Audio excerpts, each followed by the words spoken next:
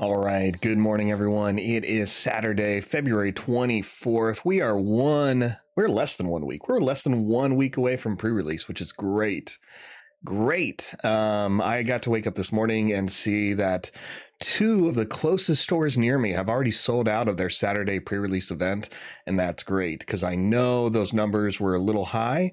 That's over 30 people, which is really cool. I kind of did a quick scan of other stores in our area, and the south side of the city still had, several tickets, but it's really cool. I feel like for almost every event so far, talking to other stores, that there's at least 10 people going to be at a lot of these. And that's pretty awesome. I'm just so pumped to start seeing people playing the game. Doing the road show was really great, sitting down with 20 to 30 people for a couple hours, a couple days, and just watching people laugh, have fun, learn the cards, talk about the exciting mechanics, or, one of my favorite things, drawing two cards. So, it's going to be really cool when you finally get to sit down and sit with a group of people to play this game. You are definitely going to enjoy it. You're going to see the excitement on people's faces.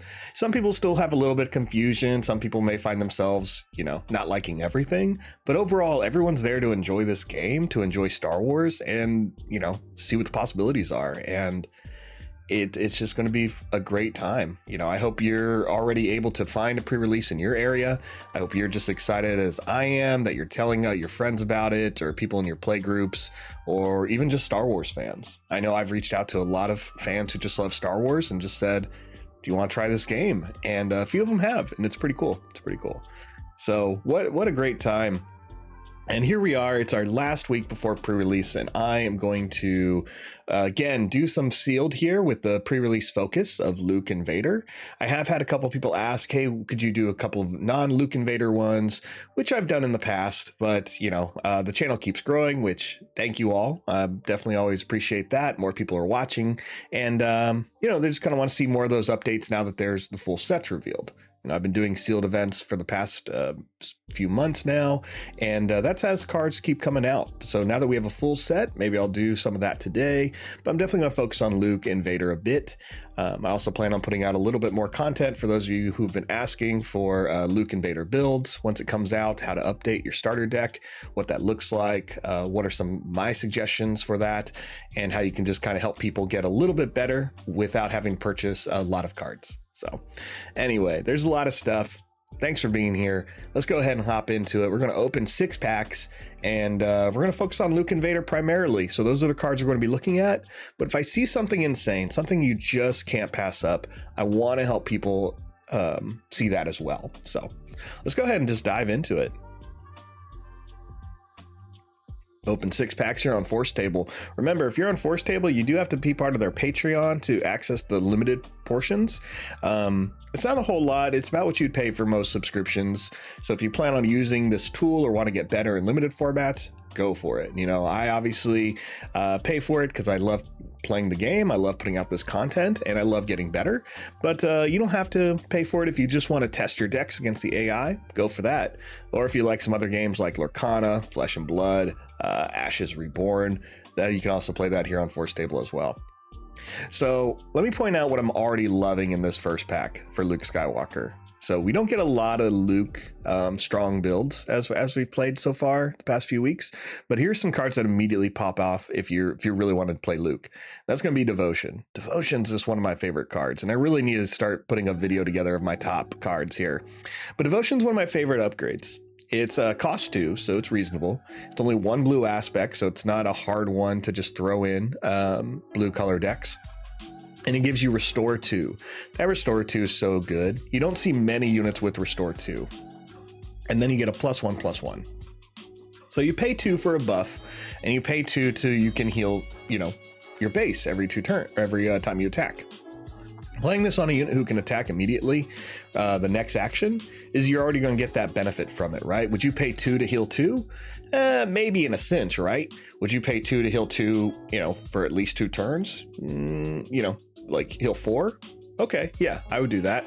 Would you pay 2 to heal 4 and have a permanent buff. Yes, right? Like you just kind of go through this series of questions and you're like, yes, it's worth it, it's worth it, it's worth it. And it really is. You put this on someone like Luke and it becomes harder to deal with. That restore in a limited format can really throw off your opponent, especially if they were playing aggressive decks, right? If they come out of the gate hitting you 1, 2, 4, 5, and then finally you're able to stabilize, you're able to just like put your sentinel defenders out or clear the board. You getting health back is going to essentially demoralize your opponent, right? If they wasted all their units early on, everything out of their hand to hit you, and you finally took care of all those units on the board and now you're healing, it's going to be a long game, but your opponent's going to run out of steam and just say, you know what, can we go to game 2? So Devotion's really great. Next one I'm a big fan of in limited formats, and I think this is the first time we've gotten him, is Kanan. Kanan, if you've watched a couple of my videos before, I talk about him all the time. I think he's great in limited. You really want to have that Spectre build, but even without it, he's pretty strong. When he attacks, you discard 1 card from each defending player's deck for each friendly Spectre unit. Kanan counts himself. Heal 1 damage from your base for each different aspect among those discarded cards. This means with Kanan alone, you could heal 1 or 2 every time he attacks, and you're going to get rid of a card from your opponent's deck. In a limited format, your opponent has 30 card decks. They draw 6 at the start of the turn. By the time you put Kanan out, your opponent should be down to less than 20 cards in their deck. I would say, let's see, by turn 3, they would be, about 20 cards. They'd be at 20 cards, and you're already going to just get rid of other ones. You can get rid of the card they're really hoping for, that bomb, that beatdown card, the card that really was going to make their deck, and now it's in their discard pile. That's also demoralizing. Blue has a way of demoralizing opponents, and that's just significant through a lot of other games. When you play those kind of control decks, decks that have mill, decks that can just really stabilize, it does have an effect on your opponent. It really does. But these 2 cards I love, and we see a couple of other good pairings here for Luke Skywalker. We see Cloud City Wingguard, and we see Vanquish. So great stuff here. Now, if you're more interested in the Vader play, I don't think we're going to go that direction based on this first pack, but things can change. I could tell you that one of the strong cards for Vader is always Super Laser Technician, right? This is going to be that deciding factor. If you love to play Vader, this is the card you're looking for. He's the card that's going to get Vader out quicker and get some of your bigger cards out quicker as well. It has the black aspect icon, so Vader can kill it. It has 1 health, so Vader can use his ability, has 1 health, so the ability could kill the technician, ramping you. It's good stuff. It's good stuff. Oh man, Jose, yeah, I love that foil Darth Vader. Man, that looks good. That looks good. The foil cards you're going to get in these pre-release boxes is great. Yeah, I'm doing 4 pre-releases. Technically, I'm doing 5 because one store is doing pre-release boxes for the release day for an event. But I just had like another store say they're going to do something Friday afternoon, like Friday at noon. And I'm just like, man, I could try. I'm like, I don't know. I'm going to have a lot of promos. So expect some giveaways of some promos after this pre-release weekend, because I don't need 5 or 6 or 7 Luke Vader Star Wars promos that are all the same. And I would love to spread the love, especially when people maybe have missed it. So that's probably going to be one of the things I do, is wait for release as more people come into the game, and I'll probably release some people who missed out, or give them the opportunity. So great stuff in this first pack. Regional Sympathizers is another one. You see that restore bonus. Apparently, heroes love to restore. That's really it. A lot of heroic cards, a lot of blue cards. I think when we talk about villain aspect cards, you're not going to see much in the restore aspect or restore trait, but you'll see a couple things that pair well, like Colonel Yularen. So let's move on. Pack 2. Who am I building here? Oh, a second Kanan. You got it. Really, I just need to see some Spectre units now to make Luke Skywalker a little better here. Well, and also other colors. But Kanan Jarrus, really getting a second one really kind of guarantees I want to go in that direction. None of the other cards in here are going to fit what Luke and Vader do significantly, but we're going to talk about some of the ones I would say could benefit you. So With Luke, we would say Crafty Smuggler is solid because Luke is in your starter deck is a blue, white, yellow, and we're really focusing on some of those same colors. So to help you familiarize yourself more with that color scheme, familiarize yourself once you get the starter deck, you kind of have an idea how to play it. Or if you've been playing on Forcetable with the starters, or you went to the road show, or your store has a demo. I'm actually going to be playing one of the demo sets tonight at a local store. And again, it's going to be blue, white, yellow Luke and green, black, red Vader. So Smuggler's a great one because he can shield himself. Luke's ability, if you're unfamiliar, is he pays 1, you exhaust him, and you can put a shield token on a heroic card that entered this turn. So a couple limitations there, but no different than Vader. So that means when you play Lothal Insurgent, as long as you have 1 more resource, you can put a shield on him, but you can only do that on the turn it comes out. Same thing with Kanan. So putting Kanan out on turn 3 means no shield, but if you wait to put Kanan out on turn 4, you could have a shield on him. And keeping him alive may be important, but having 2 may be a little bit risky there. Leslie's Mercenary Company. This is a great pairing with Vader just because he can get to the 6 quickly with Super Laser Technicians or Resupply, and it has Ambush and Overwhelm. The ability to immediately attack your opponent is going to be great, as well as just having that overwhelmed ability. Other cards that may work with Vader, Force Surrender's okay. You definitely will have the resources to play this card. You're going to draw 2 cards, and each opponent whose base you've damaged this phase discards 2 cards from their hand. I like the draw 2 cards. The cost is a little high. Because it's very situational. Your opponent would have to have 2 cards in their hand, but when you play this, if you're playing this on turn 5, your opponent may only have like 1 card in their hand. It may be a card they don't want to give up, but there's just some other things you have to do. You have to attack the base. That's 1 action. Okay. If your opponent went first, they've probably put a card down into play. And if you attack their base, they may only have 1 card left and they may play it. So if they play it, you just have Forced Surrender. There's nothing for you to do, especially if you've been holding on to that for a while.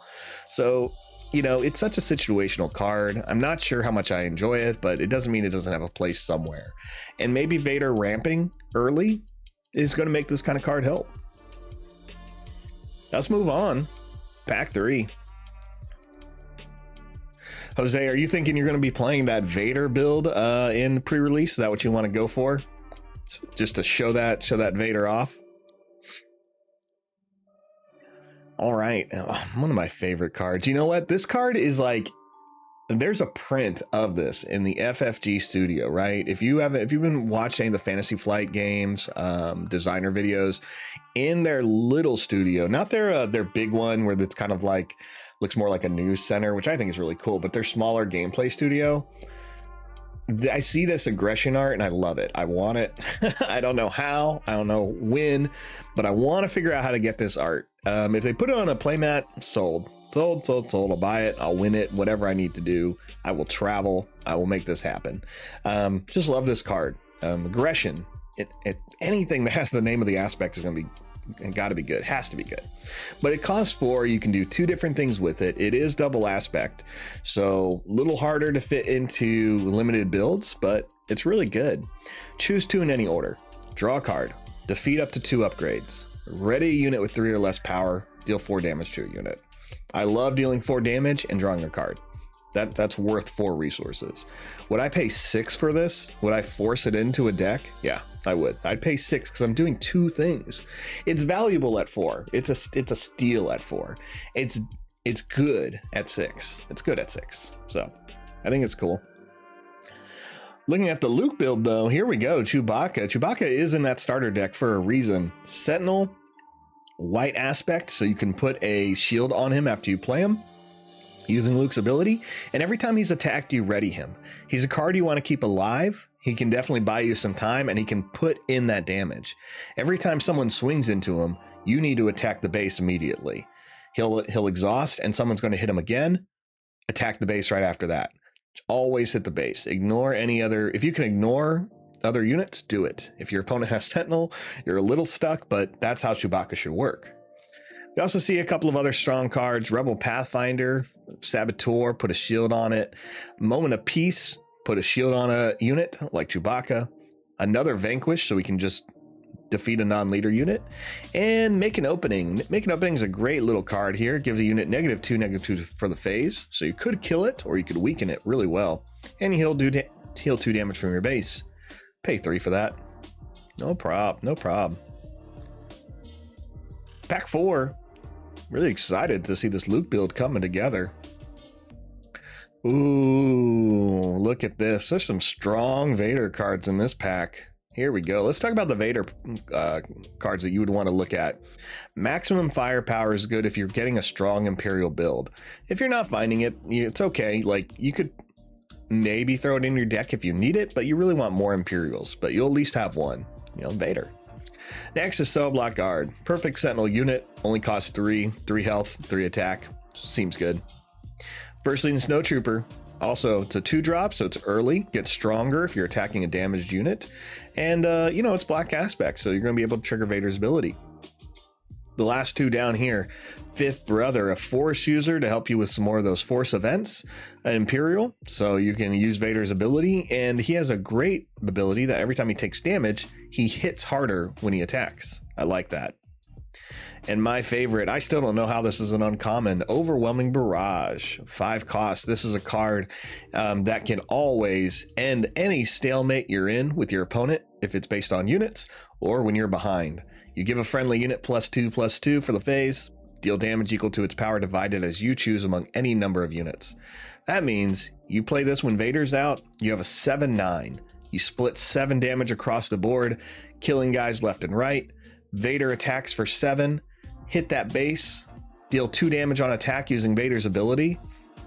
There should not be anything left. If there is anything left on your opponent's board, you are in a better spot than you were the turn prior to this card play.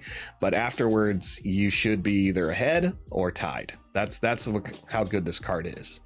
So if you're still behind, that's rough. It's not to say it can't happen. It's just rough if you're behind. Your opponent had a very good lead, but this is the kind of card to get you closer to overwhelming them. So, all right, pack 5, 2 packs left. I really want to see some low cost units here.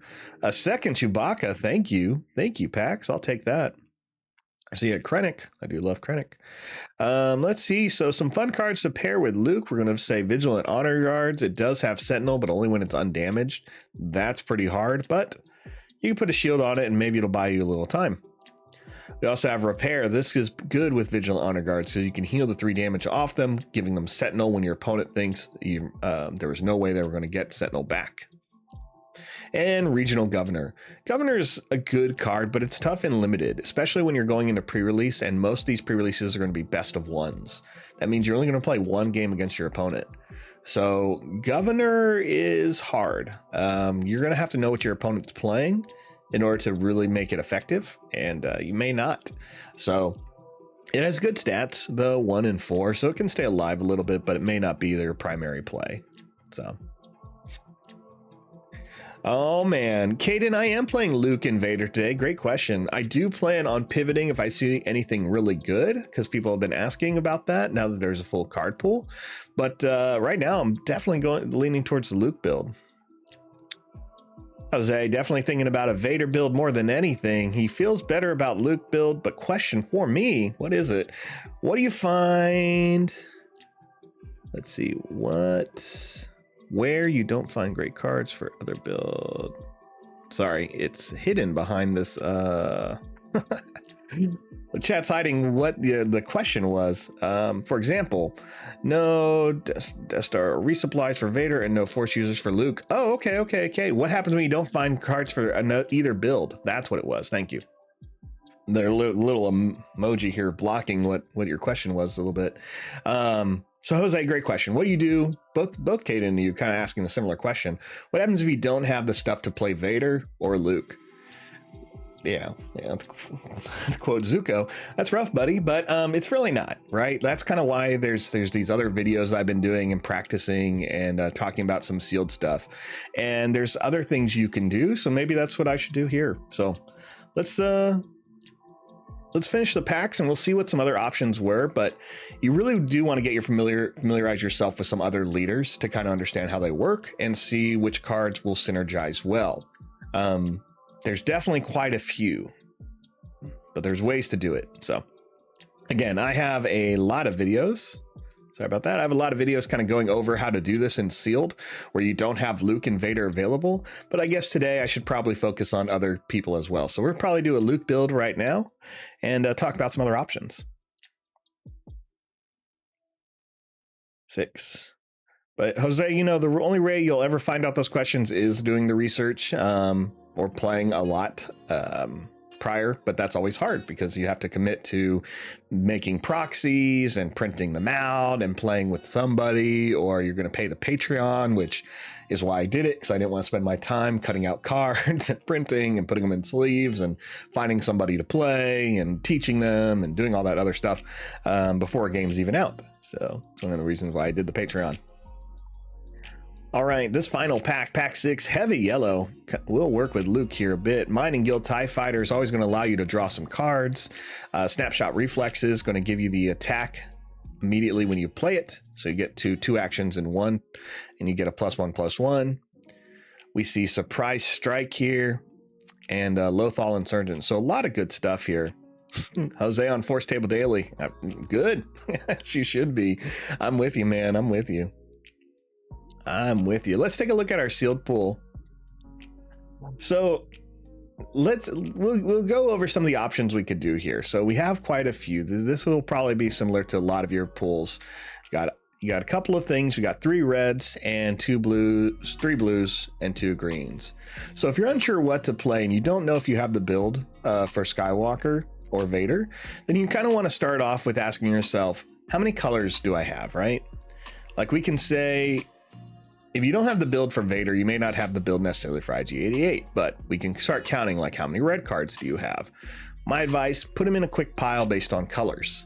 You can either mix them up based on like red and black and red and white, or you can just say, you know what, I'm just going to say colors. This gives you a good idea of what you have the most of. So we can see 5 here with the Death Star Stormtrooper, these 4 units, 6, 7, 8, 9, 10, 11, 12, 13, 14, 15, 16, 17, 18, 19, 19 red cards. So 19 red cards is good, but are those red cards worth your time? That's usually the next question. So you want to kind of start off, what do you have the most options of? And then you can kind of go through it and say, will this work? If honestly, these 19 red cards are a little rough. You want kind of a little bit more support base.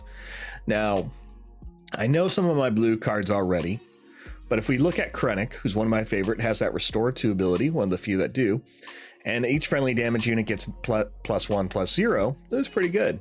But do we have stuff to support Krennic? We have a Death Trooper, a Cloud City Wing Guard, all right, a Veers. Not much blue here. I think that's less than 8 blue cards that can fit into Krennic, especially because he's that villain black. Here's 2 more. And here's 1, 2, 3, 4, 5, 6 more. So we're looking at about 15 cards that are blue or blue black. So we're going to need a good color pairing there. All that to say, Krennic is kind of playable. Darth Vader, kind of playable. It's all going to be about the extra support you bring in with some other colors. Here we'd look at Chewbacca and Luke, and maybe Leia or Organa. So we can see some good green builds here with the Dispatchers, Callus, the Marine. What we're not seeing is any yellow blacks. That'd be kind of a forced play, but we could make it work. Mercenary companies, only 1 technician, so that's not going to help. And spaceships, we're a little light on. Look how good the yellow spaceships are. That kind of points us in that direction of yellow being our strongest build. And that helps out. When you see a lot of yellow cards, again, you can say, okay, well, what would complement yellow? I don't have a yellow leader, but who complements it well? You could say Vader, you could say Leia, you could say Luke. All right, I know I'm kind of talking a little bit more abstract in some theories, so let's just make it real, and we're going to focus on Luke now, and again, we're going to focus on a couple other people today as well. I may do a longer cast. All right, we already have the base. We're going to be Administrator's Tower. Sounds good with me. It's a 30 card health. We didn't really get anything special in our pools. Yep, no special bases. So let's start building ground units. Chewbacca is in the demo deck and the starter deck for a reason. He pairs well. So we're going to go ahead and take him. That Sentinel ability is going to come into play really well. Next one, Cloud City Wingguard. Now this guy does not have the white aspect token, and that's kind of where we want to focus first, is what cards can Luke shield? So he can shield Kanan. Kanan's also going to be great. I wish we had some more Spectre units, but I think we do not. Lothal Insurgent is white aspect, so he can get a shield. Pathfinder can get a shield. Sympathizers can get a shield. And Vigilant Honor Guards can get a shield. Let's go to space. All right. Technically, the Liberator gunship, the Azudik. I gotta look this up. I hate mispronouncing Star Wars names because I hear it too often. So I need to make sure I learn how to pronounce this one.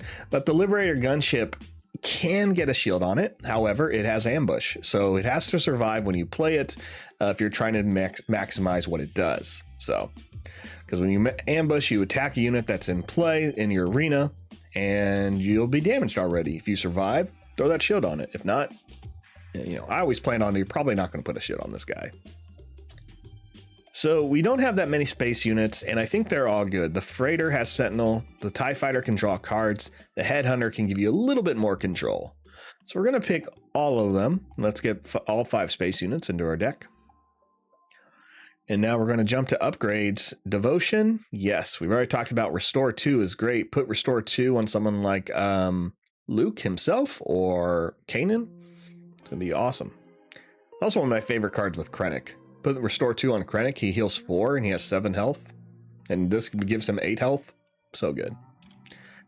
We'll also play Snapshot Reflexes. When played, you may attack it with an attached unit, +1/+1. Just a little speed there. And then we're going to go to events. We're at 16 cards. We'll go back to ground units. We just wanted to focus on Luke's abilities first. So making openings is going to lower the health of units and their attack. It's also going to heal our base. Moment of Peace is going to do what Luke does, except give us a shield where we need it. So if, for example, we could play Kanan on turn 3 and he can be out there. Next turn we can give him a shield. Repair is going to heal. We're going to take this one. I think this is going to be good for characters like Vigilant Honor Guards. And Surprise Strike is going to give +3, and we're going to be able to attack immediately with the unit. And Vanquish is going to defeat a non-leader unit. So we're going to be able to take out some of those big Star Destroyers, Emperor Palpatine if he comes into play, Unit Vader, things like that. Stuff that's going to get rid of your opponent's like big beatdown cards. All right, we've kind of gone through everything here. We'll go back to units. Restock is the one I'm thinking about. I like Restock. It's a little slow, but it only costs you 1, and you may get a card back that you really need. So I'm going to think about that one as I go back to the ground units here. So Cloud City Wingguard for that Sentinel ability. Crafty Smuggler because he gives you a shield immediately when he enters play. So it's like, it's going to be faster than Luke. Gamorrean Guards does have Sentinel as long as you have another yellow unit in play. We have a few, so we'll go ahead and pick it. It's also not bad. It's only 4 for a 4/4. Governor, good health, but it's such a maybe. Rugged Survivors, though, deal more damage the more damage they take. And as long as you have Luke in play, you can draw a card when they attack. So we're going to take that. Volunteer Soldier needs troopers to come into play a little bit early. I don't think we're playing that many troopers. Wow, Honor Guard's not a trooper, huh?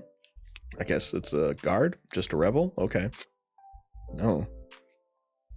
I'm not sure why that happened. There's 1 trooper, not a trooper. All right, cool. There's only 2 troopers in our whole deck. So Volunteer Soldier, not so much. This gives us 3 more spots. Swoop Racer, I like. It's 3 for a 4/3, so it hits pretty hard. Wish they gave this Ambush because it's a vehicle with speed. They didn't even give it a vehicle, which I think is weird. But I guess Speeder Bike isn't necessarily a vehicle either, so it's a fair trade-off. All right, 28 cards left. I may take Confiscate and a Restock. Confiscate's going to defeat an upgrade, so it may help me if someone gets a lightsaber that I can't deal with. And Restock may put some cards back in my deck that I, need to come back to just hold my own before Luke comes out. So I don't know. Let's try this out. I feel confident about it. I think it's Luke is definitely a longer kind of control match. So I think we'll be okay. But let's test it.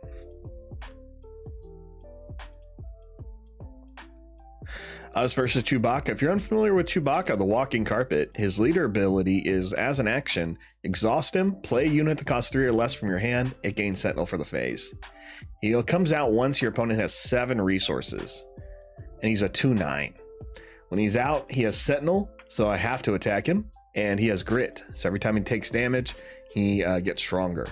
The hard part about Chewbacca is he's not a card you can easily one-hit kill, especially in limited. So every time you hit him, he's going to get stronger.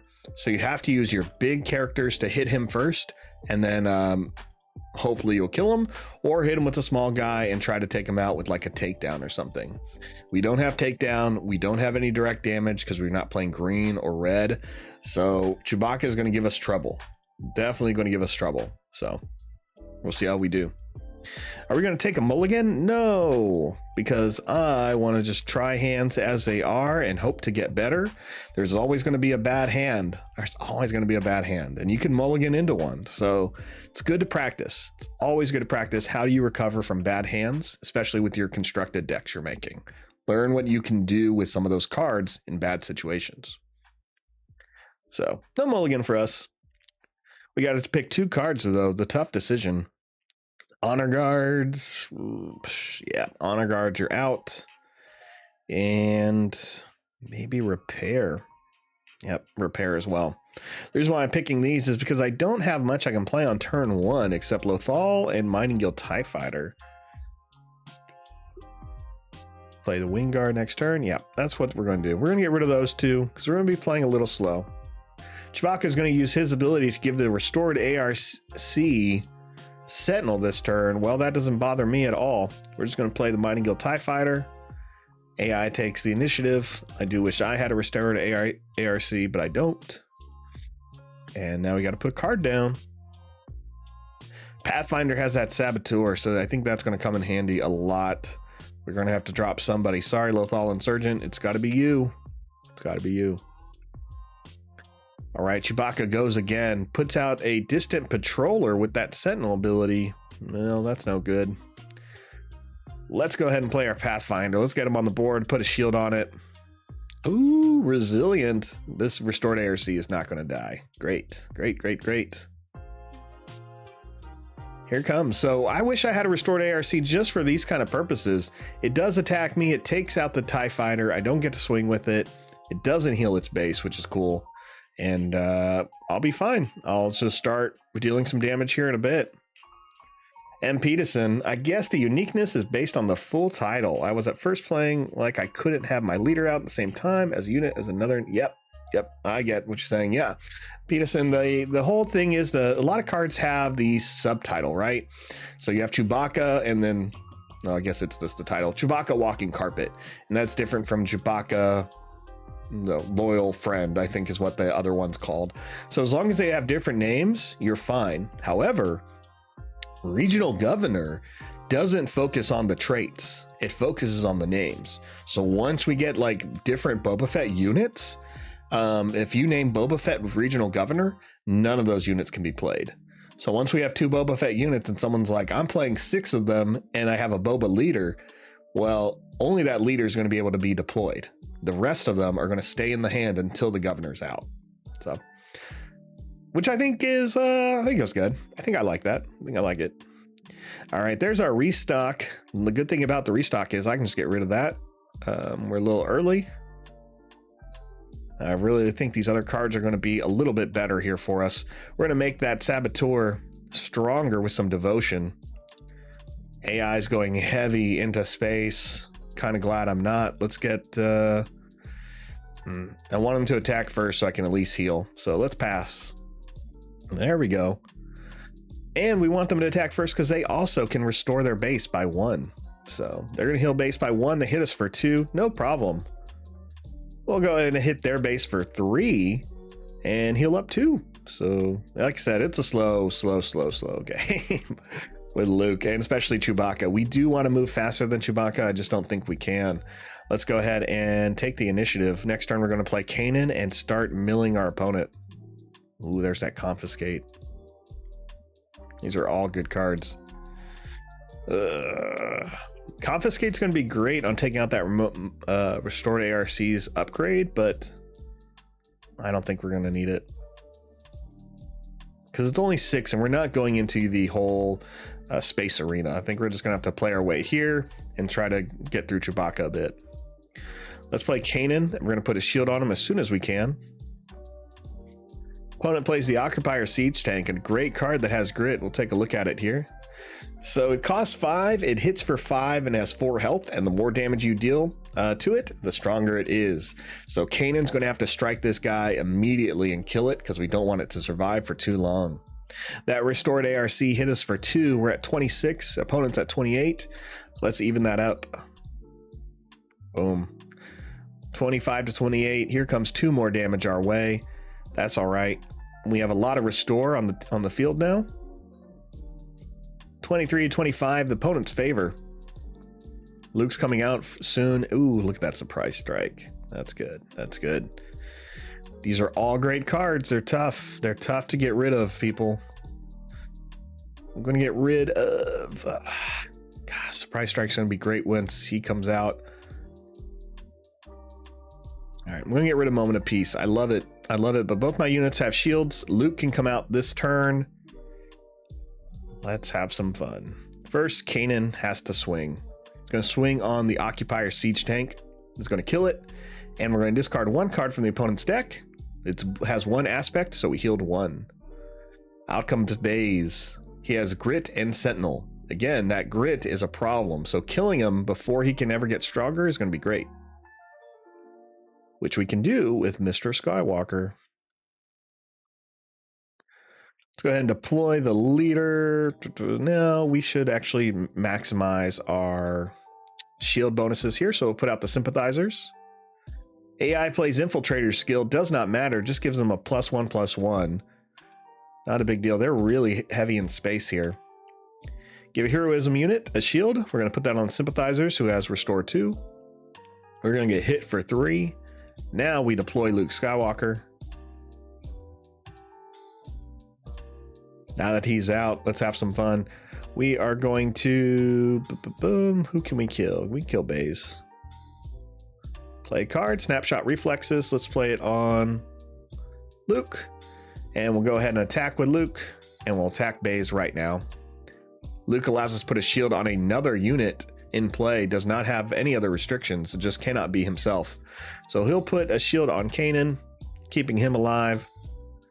And then we're going to swing with the Rebel Pathfinder, and we're finally going to lose the initiative here.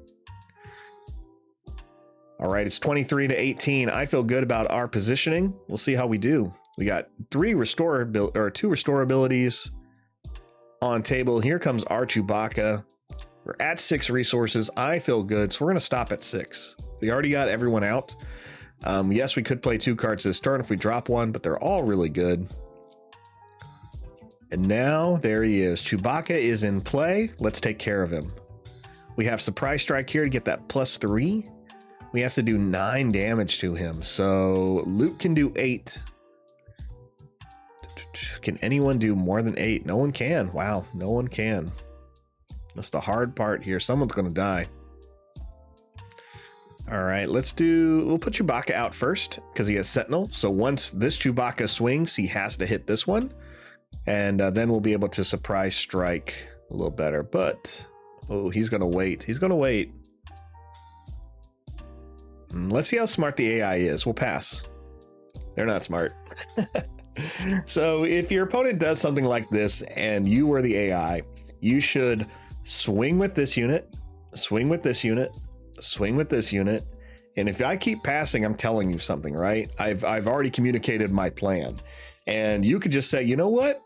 I'll just take the initiative. Turn ends. I didn't swing with anybody. You did 2, 5, 8, 11 points of damage. Like I lost, right? But I passed once just to see if they would do that with Chewbacca. They did. That's all I needed. That's all I needed to see. You know what? I don't have any resources for Surprise Strike. I'm dumb. That's all right. We can still kill him. He's at 3. So he's at 6 health. Yep, it's going to be a double kill. But that's why we have these shields. Let's go ahead and use the sympathizers first. Heal our base for 2. That shield's going to go away. Chewbacca gets a little bit stronger. We got him. We're at 17. Opponent's at 24. Let's do it again. We're going to swing with Kanan. He has a shield as well. He's going to discard the top card of your opponent's deck. Kills Chewbacca. And he heals us. We're at 18. We're going to let Luke go. He's going to put a shield on Chewbacca. We're at 19 there. Or sorry, we're at 18. Now 16. But we've tied it up. We were definitely closer to 10 at the start of this round. Pathfinder swings. It also has Restore 2. Boom. It is now a pretty tied match. 15 to 16. Chewbacca's just going to even this out. We're going to lose the initiative. That's okay. And we are now ahead. So, again, we have not taken out any of our opponent's space units. So this is the power of Restore, the power of shields, and the power of just a good mid-range control here, right? Look at what we're doing. We haven't taken out any of these units. The only units we've killed have been the siege tank, Baze, and Chewbacca. So we've only had to do 18 points of damage across units, and we have pretty easily. And we've only lost the Mining Guild TIE Fighter. So part of that's the bad AI play. We've acknowledged that, but we're in a good spot. We're in a good spot. All right, I'm not going to use the gunship because we don't really need it. I will drop it this time, just so I don't find myself in a weird situation. Pathfinder decides to swing in Chewbacca. Makes sense, but seems weird. We'll go ahead and attack with Chewbacca first. We're at 10. We have this. There's no way the AI recovers with our restore abilities. We'll go ahead and play a surprise strike. We'll surprise strike with the sympathizers just so I can have a little bit more of restore buff. There's 6. AI plays mission briefing to draw 2 cards. Luke goes in there, finishes it off. Great stuff. Caden, Chewbacca and Luke's deck is my go-to pick. I have 3 of them in my deck if I can. Yeah, I'm with you. If you can, do it. Chewbacca just really makes the game a little bit more in your favor, controls it more, guarantees you're a little bit more of a threat. Obviously, you have to watch out for Saboteur or your opponent out, spacing you, I should say. But yeah, let's do one more quick match here. So we're just gonna hop right back in this. One more with Luke, and then we're gonna focus on a different build. What did I get? Double Kanan, double Chewbacca. That's tough. All right, take a mulligan. Nope, because what if this was my second hand? If this was my second hand, this would be bad. This would be bad. Okay, you got 4 bodies. None of them can be played. So we're not doing anything turn 1 or turn 2, and these are all good cards. So all good cards, all game deciding cards, every single one of these. And this is why we do it. Because what do you do? What do you do when the 6 cards in your deck that really round out what your deck can do are now, 2 of them are on the chopping block? It's tough.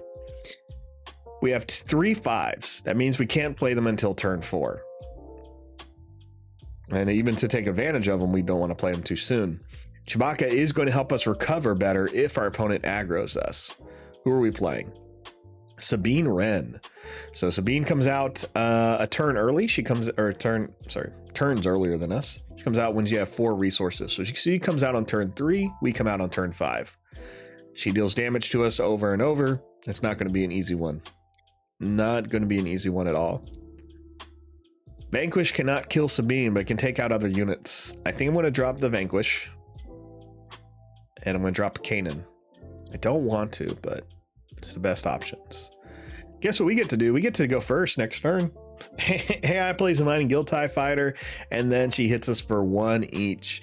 Now, in Forcetable, when you're playing in the limited formats, the AI does get stronger after you win. So she starts off with 34 health. I have my base of 30.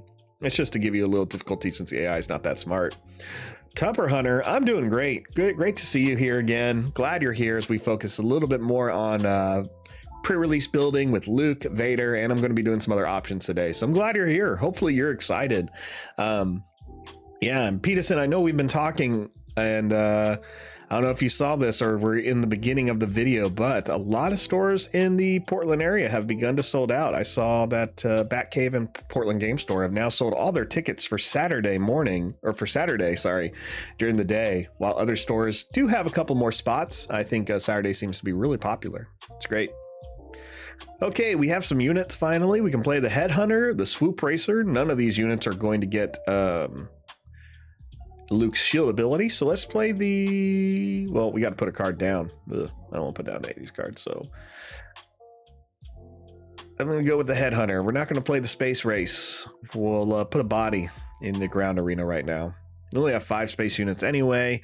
That TIE Fighter does give them a little bit of advantage, but I kind of want to put something out that could hit a little hard, especially with Sabine coming out soon. Let's take the initiative. Here comes another TIE Fighter. We're going to get hit for 1 and 1 more with Sabine Wren.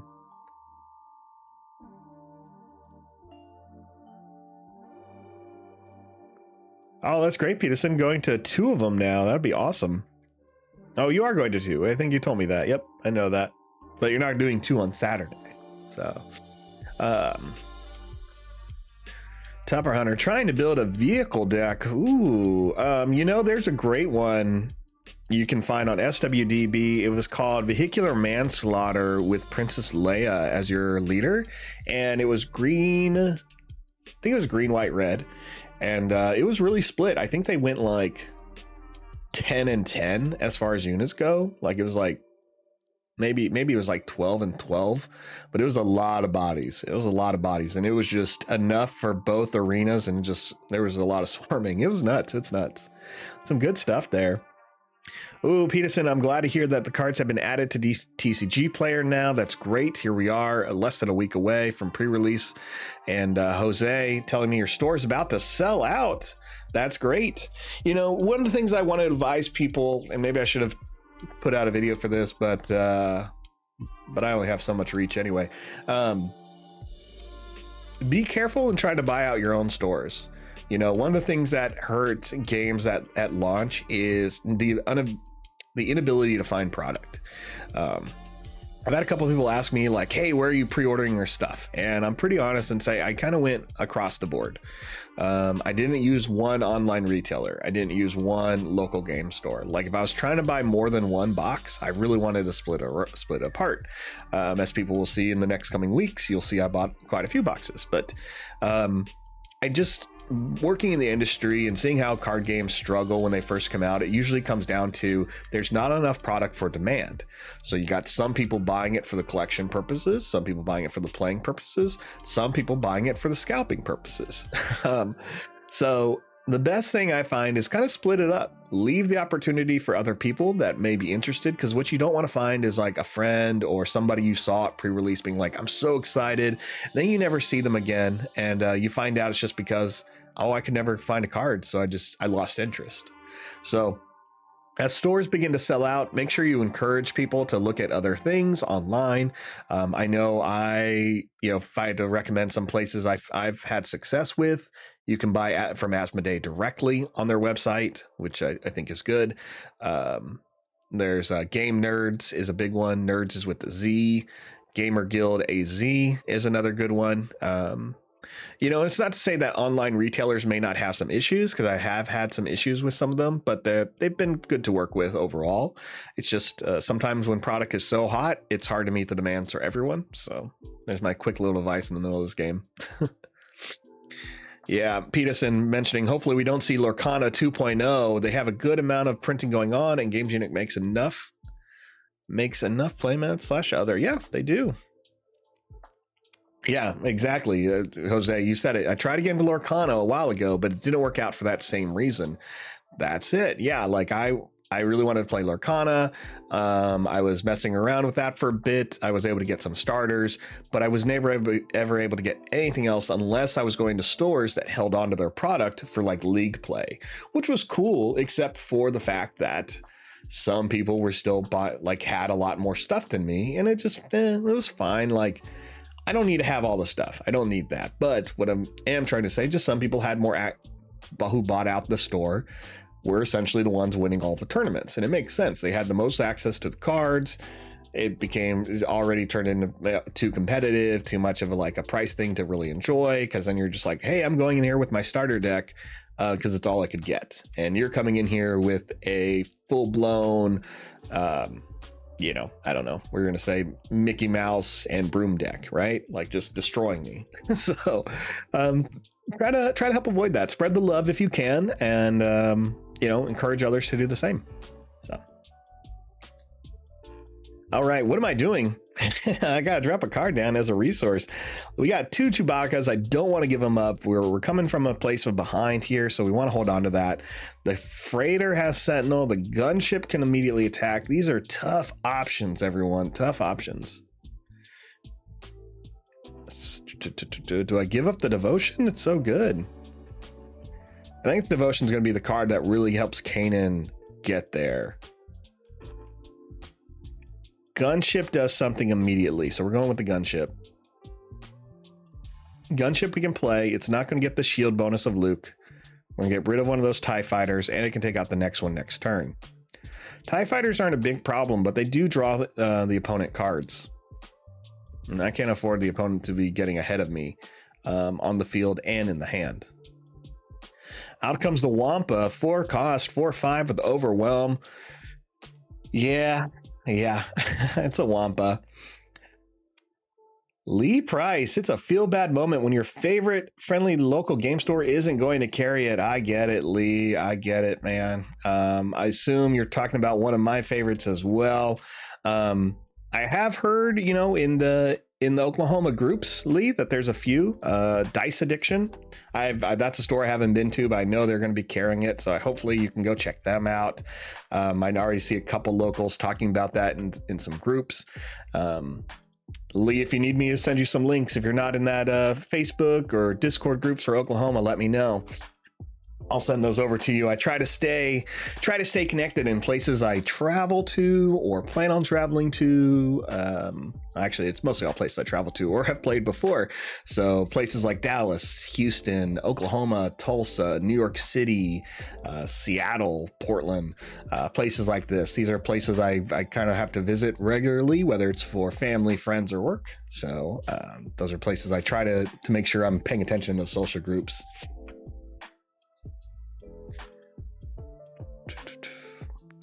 Peterson, I have not checked out any of the videos from the 0.5 gameplay yet. You're gonna have to send me that link. So, and Craig Smith, possible dumb question. What's the platform used to play this online? That is Forcetable, sir. I'm using forcetable.net. Check it out. It's fun. It's fun. Let's use the swoop racer. We're gonna take care of somebody. It's gonna be the partisan insurgent. Since the insurgent does get raid when you have another red, let's take them out. No problem, Lee. I'm glad you know about it. I know some other stores in Oklahoma City are going to be running it, or Edmond. I know that's a bit of a drive as someone who would drive up from Edmond in Oklahoma City and more to Tulsa every weekend to play. But you know how it is. If you're able to go to an event before heading down to Dallas for a Stars game or something, I would recommend Edmond Unplugged. That's going to be the closest one to you. That's a great little store.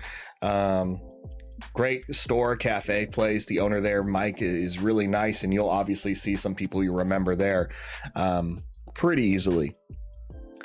All right, that's it. Let's take the initiative. Let's move on. Here comes Sabine. She's definitely going to hit us for 3. She's got to go for the base.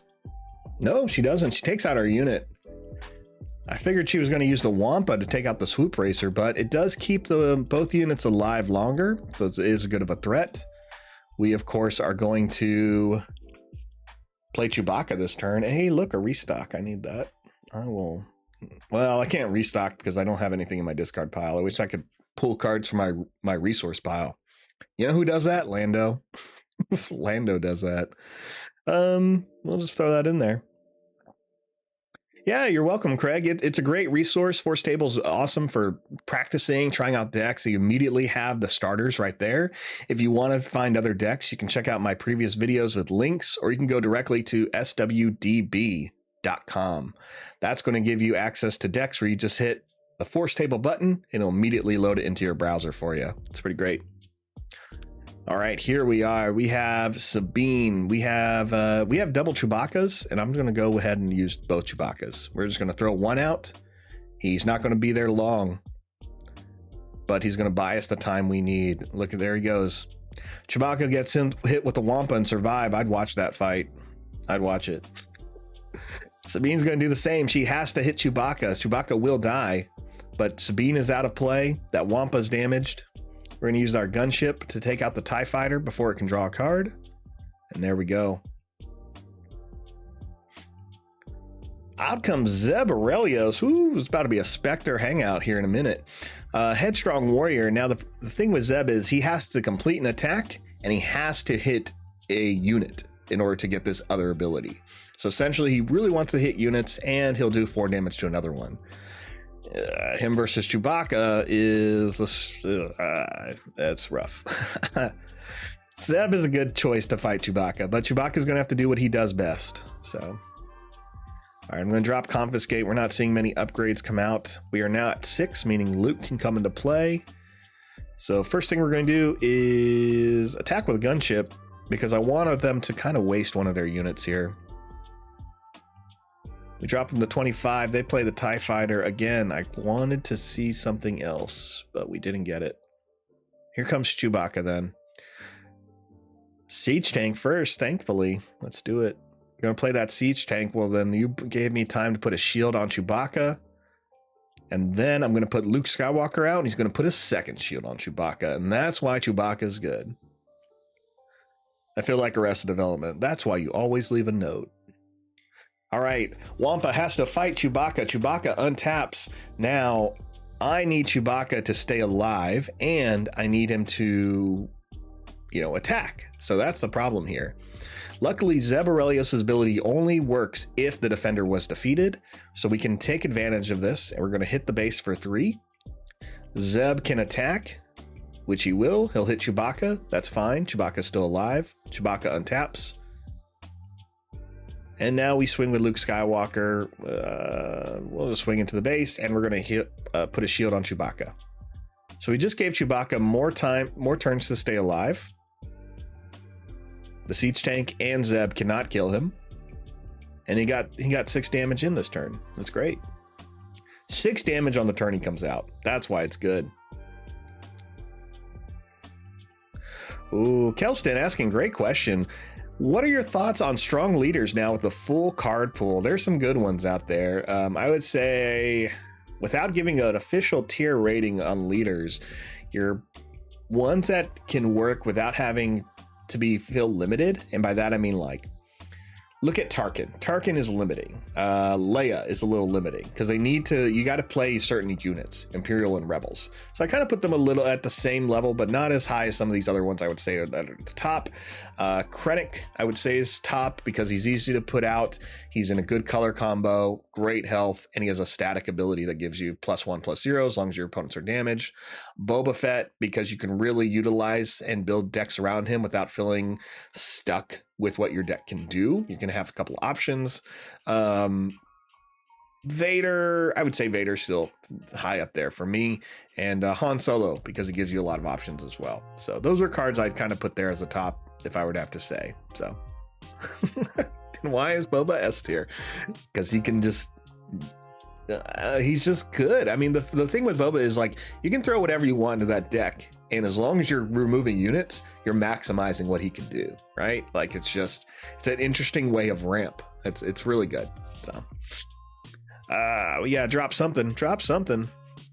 We're at 6. Do I have to drop something? I can do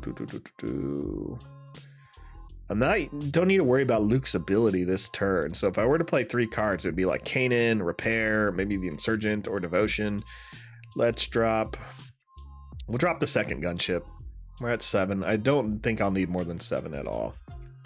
Hey, wow, Sabina's just heavy into the Rebel units here. Let's go ahead and swing with Chewbacca. Swinging that base there. There's 3 damage. AI plays Lothal Insurgent, no problem, not worried about that. Go ahead and play do I even need a Devotion? I don't even think I need Devotion.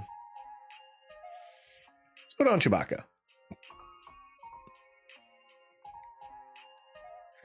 Again, AI uses its ability, but we have this. This game is ours. There's no problem in this one. We'll swing with Luke Skywalker. We'll put another shield on Chewbacca here. AI doesn't have any Saboteur. Zeb can't kill Chewbacca, and guess what? All he does is untap him. Swing again. Swing with Chewbacca. That's it. So you're, as the AI, you're just going to swing into me. If you were my opponent, what would you do, right? If you don't have the cards to remove anything, all you could do is pass and let me hit twice and you not do anything. But this is why this combination works really well and why it's in the starter deck and the Roadshow demo, because you can see the synergies here. Once both of them are out, Luke just needs to swing and keep the shield on him. Chewbacca has to attack every time he's readied, if possible, so he can maximize that damage. So Chewbacca's only been out for 2 turns, and he's hit what, 5 times? So good. All right, let's go back to the draft. That was good. Or not draft, sorry, the sealed. Go to the sealed here. Wrong page. We're going to forfeit this match. We did our 2 matches like I prefer, and we're going to hop back in and pick in some cards. Again, I've kind of talked about today at people's request if we can do a little bit something else instead of Luke and Vader, which we will. So if we see something good, we're going to hop on it. Pack 1. Got a Sabine Wren here. Let's talk about what fits the Luke build, though. Restored ARC, make an opening, takedown, Kanan. These are all solid cards. Does anything here work with Sabine? If you're wondering that, like if we went Sabine, what would work with her? Nothing. Everything's really high cost. You could say the restored ARC, but you want to be aggressive with Sabine, and she comes out early. So the more you can put out before she comes out means you can kind of have a very stable board, and that's what you want. You want a stable board so she can stay alive once she's in play. If you're not putting her out on the turn she can, no, you're not using her to the best of your ability. A good card to go with her, though, is this attack pod. When played, if a base has 15 or more damage on it, ready this unit. So Sabine can get that early damage. And this card having grit for attack seems great. Let's move on. Pack 2. I can't wait to open packs in real life. All right, Jyn Erso. She can see some good play in limited, but not this pack is okay.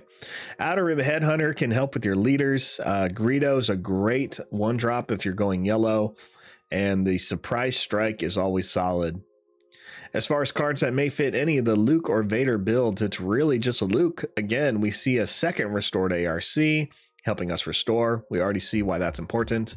From the previous match, it binds all things, heal up to 3 damage from a unit. If you control a force unit, you may deal that much damage to another unit.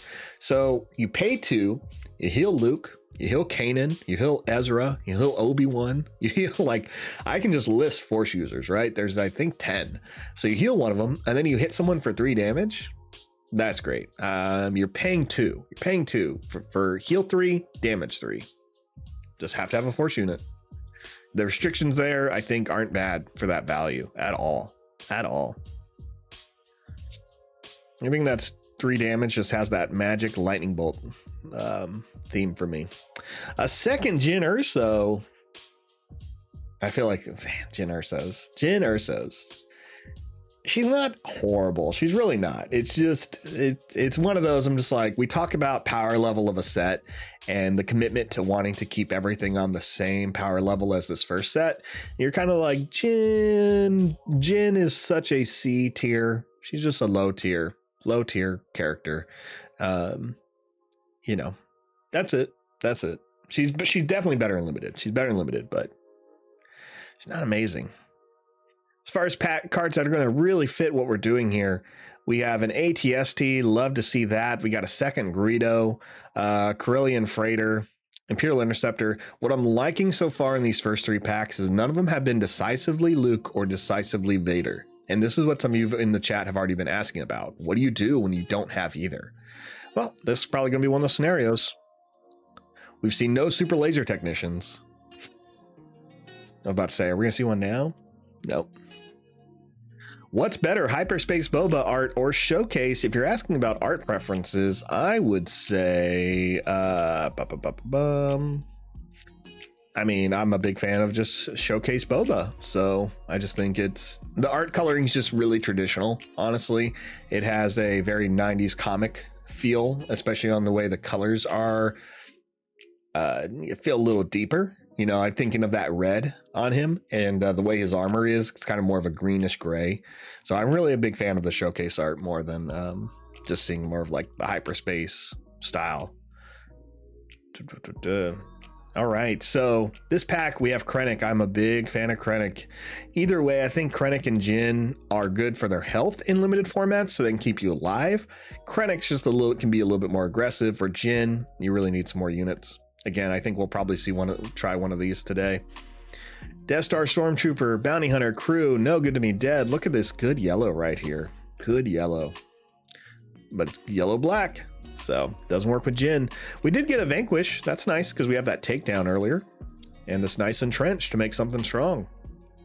Let's move on. Next pack.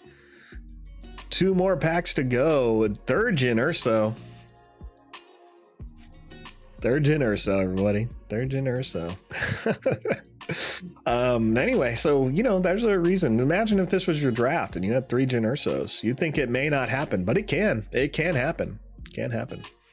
Surprise Strike, Crafty Smuggler, those pair well with yellow builds, whether it's Jin or we splash it. We also have the Death Trooper who goes really well with someone like Krennic. So, you know, one of the things I guess I could say, if you're still unfamiliar with pre-release and how you want to go into it, you could make yourself a short list of leaders and the cards that pair well for just a great siding. I don't know if I have time to make a video like that, but I would say there's cards that can do well with like Krennic. I would say Death Trooper, Krennic. Devotion goes well with Krennic. The Scout Bike Pursuer, Krennic. Those 3 cards really build what Krennic can do. They can take damage, they can deal damage, they have the ability of making Krennic a powerhouse, and then there's just some other staples like Vanquish or Takedown, those types of things.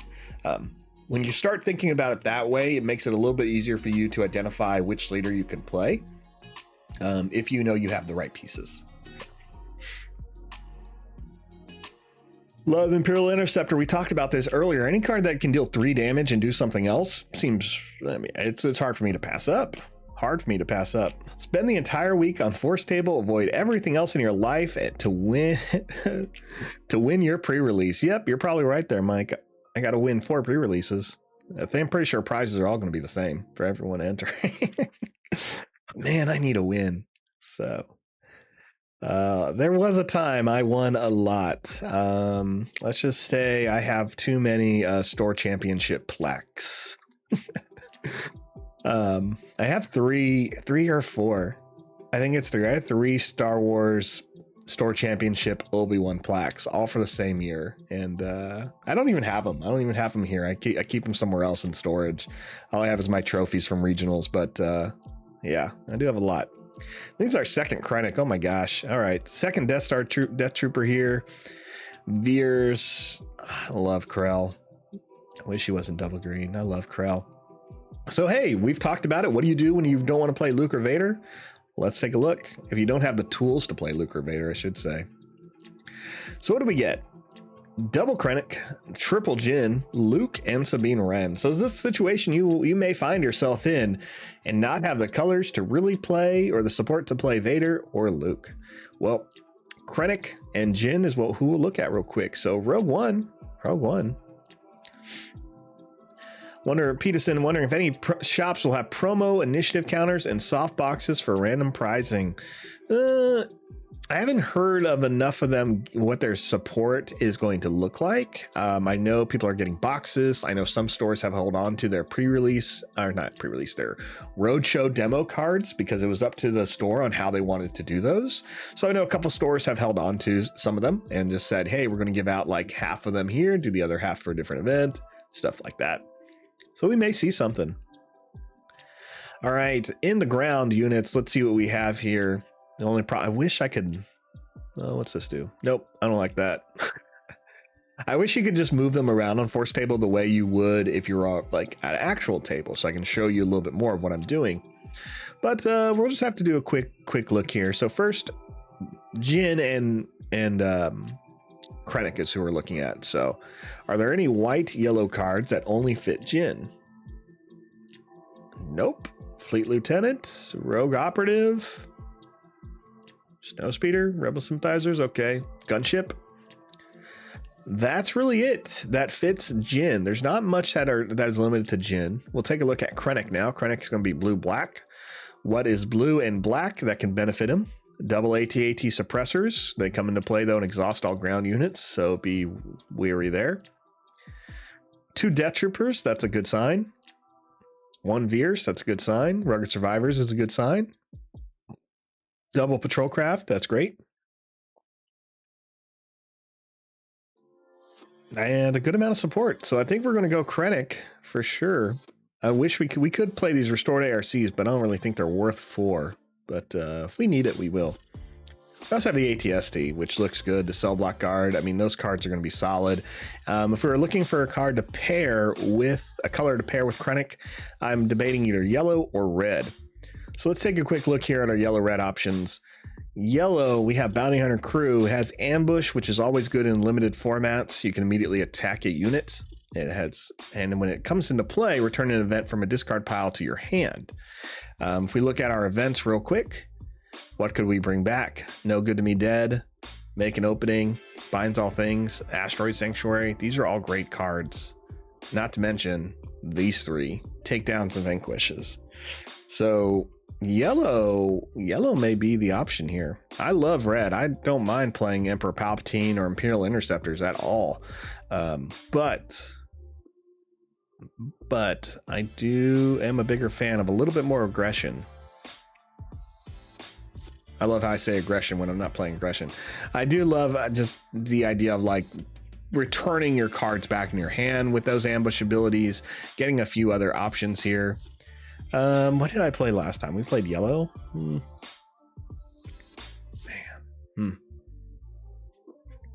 There's just more event support though. There's more event support in red. In blue and yellow than there is in red and blue. Asteroid Sanctuary, No Good to Me Dead, Surprise Strikes. Yeah, I think we're gonna go Krennic yellow. So let's go and pick Director Krennic here. First, we're gonna start with the units.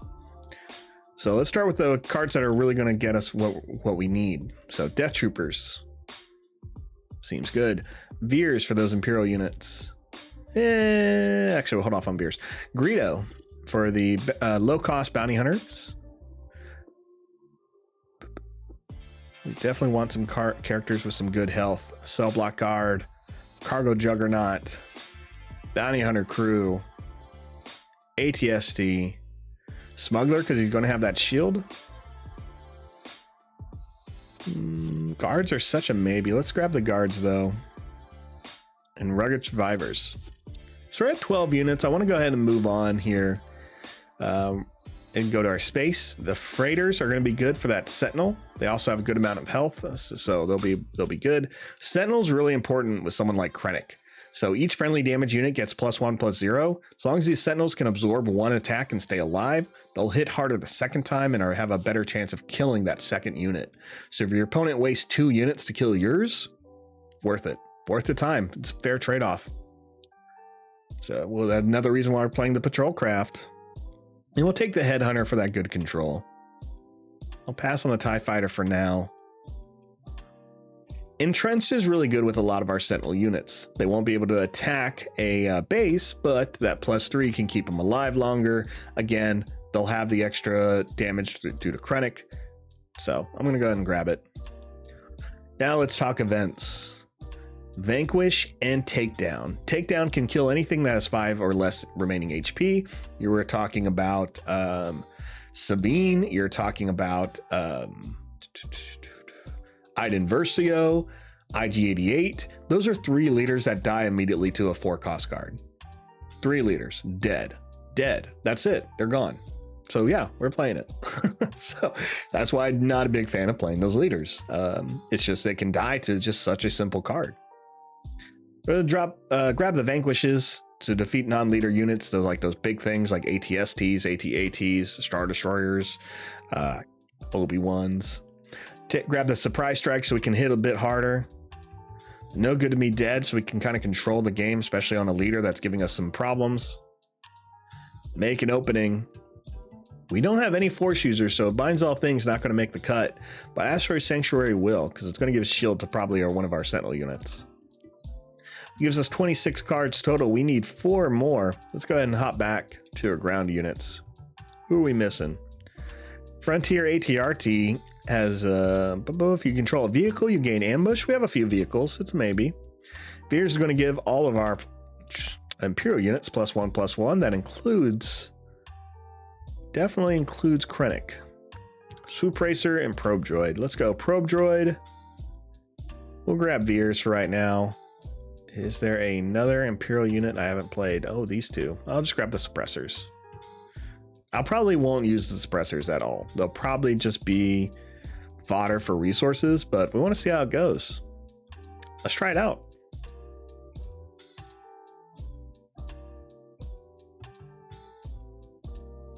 Yeah, Peterson, you make a good point. Seeing the promo packs with more promos seems like decent support. Yeah, I feel like the one thing I want to see Fantasy Flight do a little better with right now is the tournament software. It's the one thing that people are kind of asking about. It's the one thing people are unsure what that's going to look like.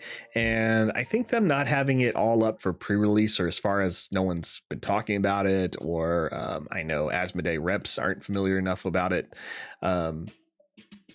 You kind of want to see what is it going to look like. Everyone's excited to play. They want to do it the right way. And I guess pre-release is just going to kind of feel like a very casual event, which it is. It is deemed a very casual event. So hopefully we can see it by time of release. So no mulligan for us, because guess what? I have an AT suppressor, so that's going in there. Who am I fighting? Emperor Palpatine. Ugh.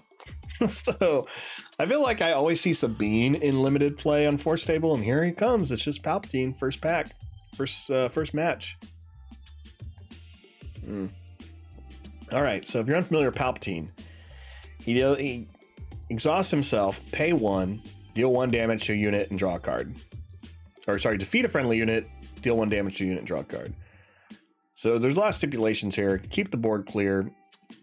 He comes out when you have 8 or more resources, and he's a 4/10. He is not an easy kill at all. And when he's deployed, he takes control of a damaged non-leader unit. So he's perfectly fine killing his guys to damage your guy so he can take them from you. So be very mindful of that. And when he attacks, he can do the same thing, can defeat another friendly unit. And if he does, he'll deal 1 damage to someone else, and he draws a card. That 10 health is going to be so hard. So difficult. All right, we're going to drop a card here. I think we're going to drop one of these surprise strikes, and you may be surprised that I'm dropping surprise strike, but it's because we have Bounty Hunter Crew. So we'll be fine. Let's put out the Outer Rim Headhunter now. We just got Viper Probe Droid, so the opponent can see what we're doing, and we'll go ahead and pass.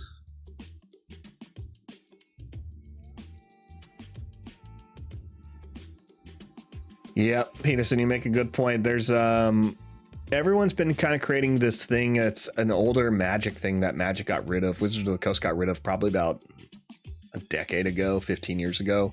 And they called them Planeswalker points. You'd go and you'd have like this card. They called it your DCI card. I can't even remember what DCI stood for.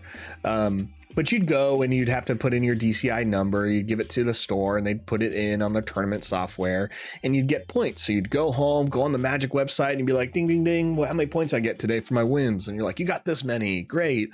And then they would say, hey, you're at 500 points this season. We're going to mail you this promos. And this is like when I started Magic. So this would have been 2009.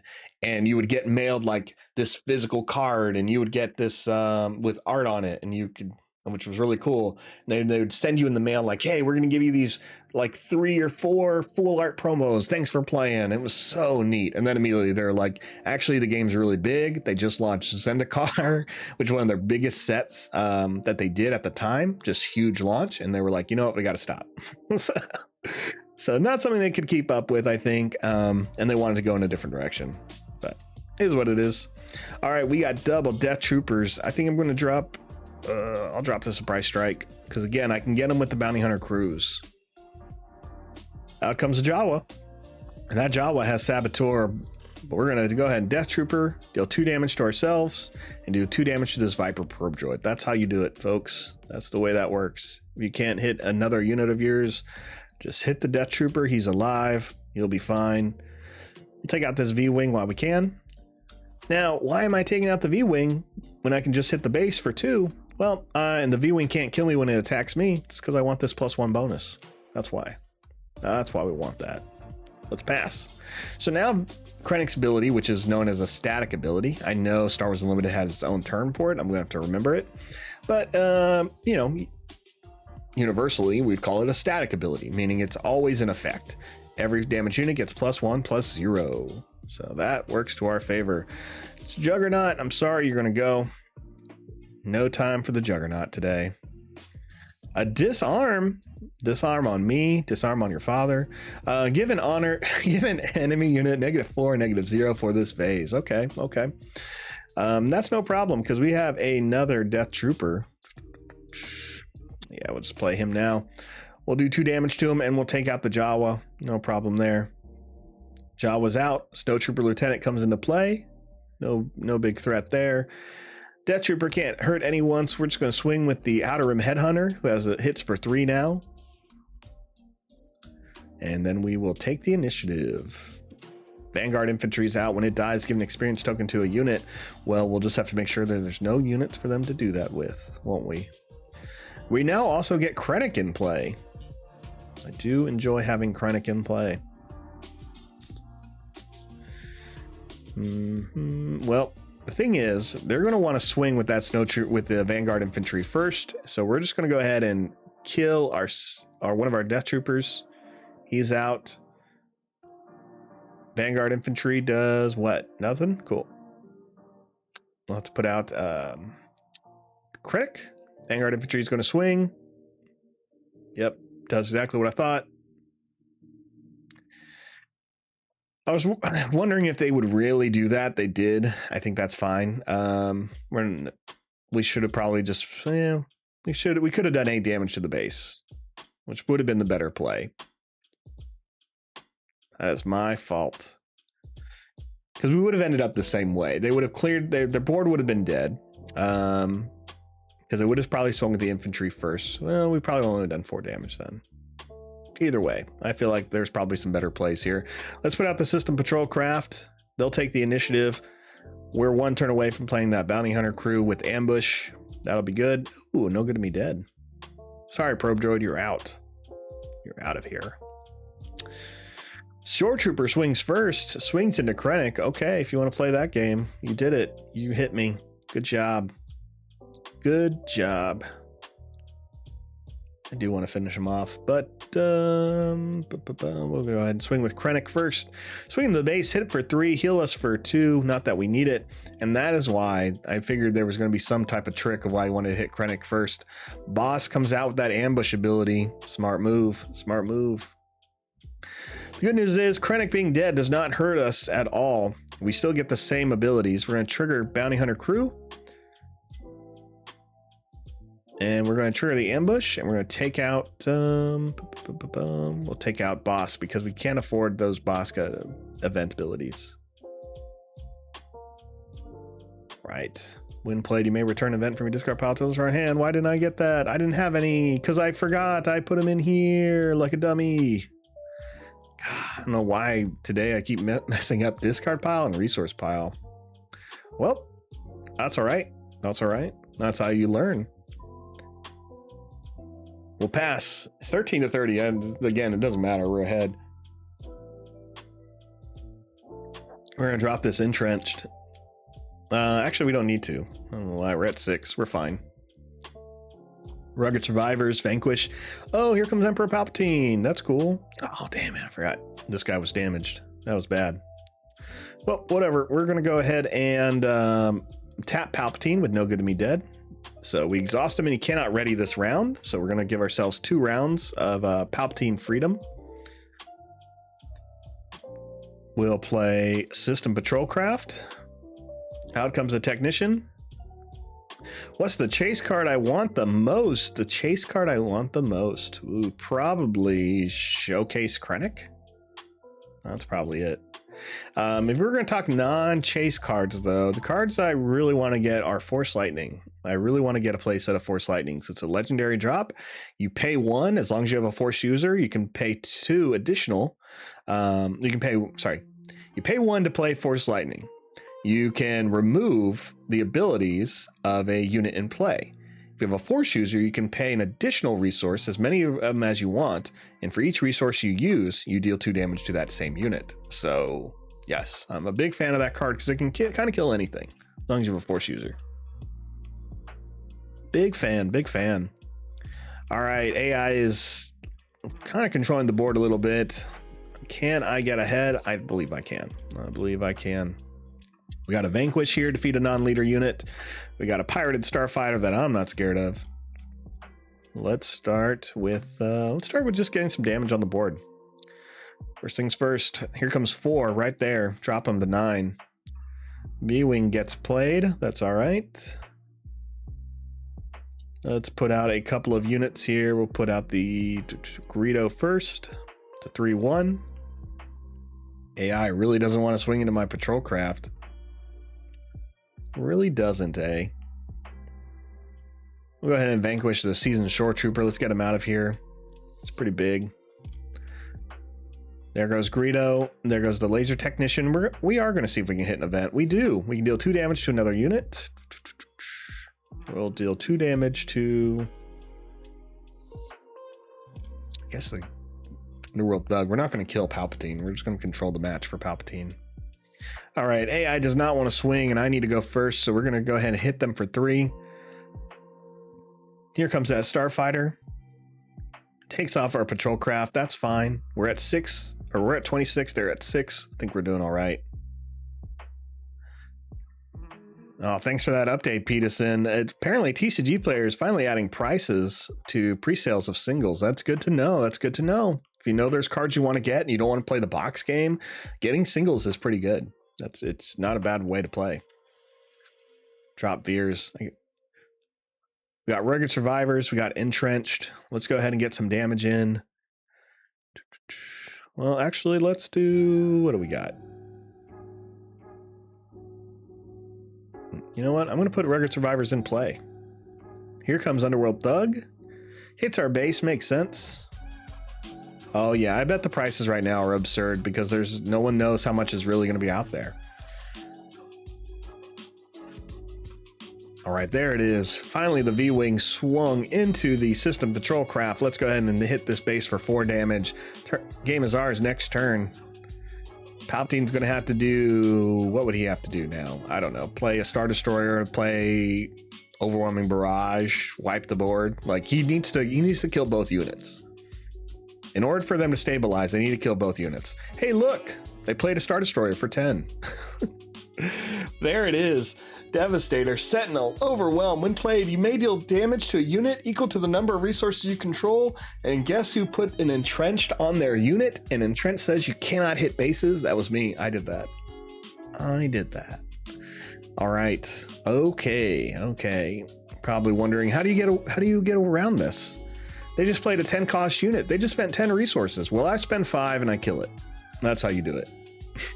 So, first things first. Oh, you're so silly, AI. You've given me what I need to kill Emperor Palpatine. Let's do it. I got +8 damage from Rugged Survivors. Both the units are dead. That was a big swing from both of us. I loved it. They're at 2. I have a 2/2 smuggler. I'm going to go first next turn. That is game.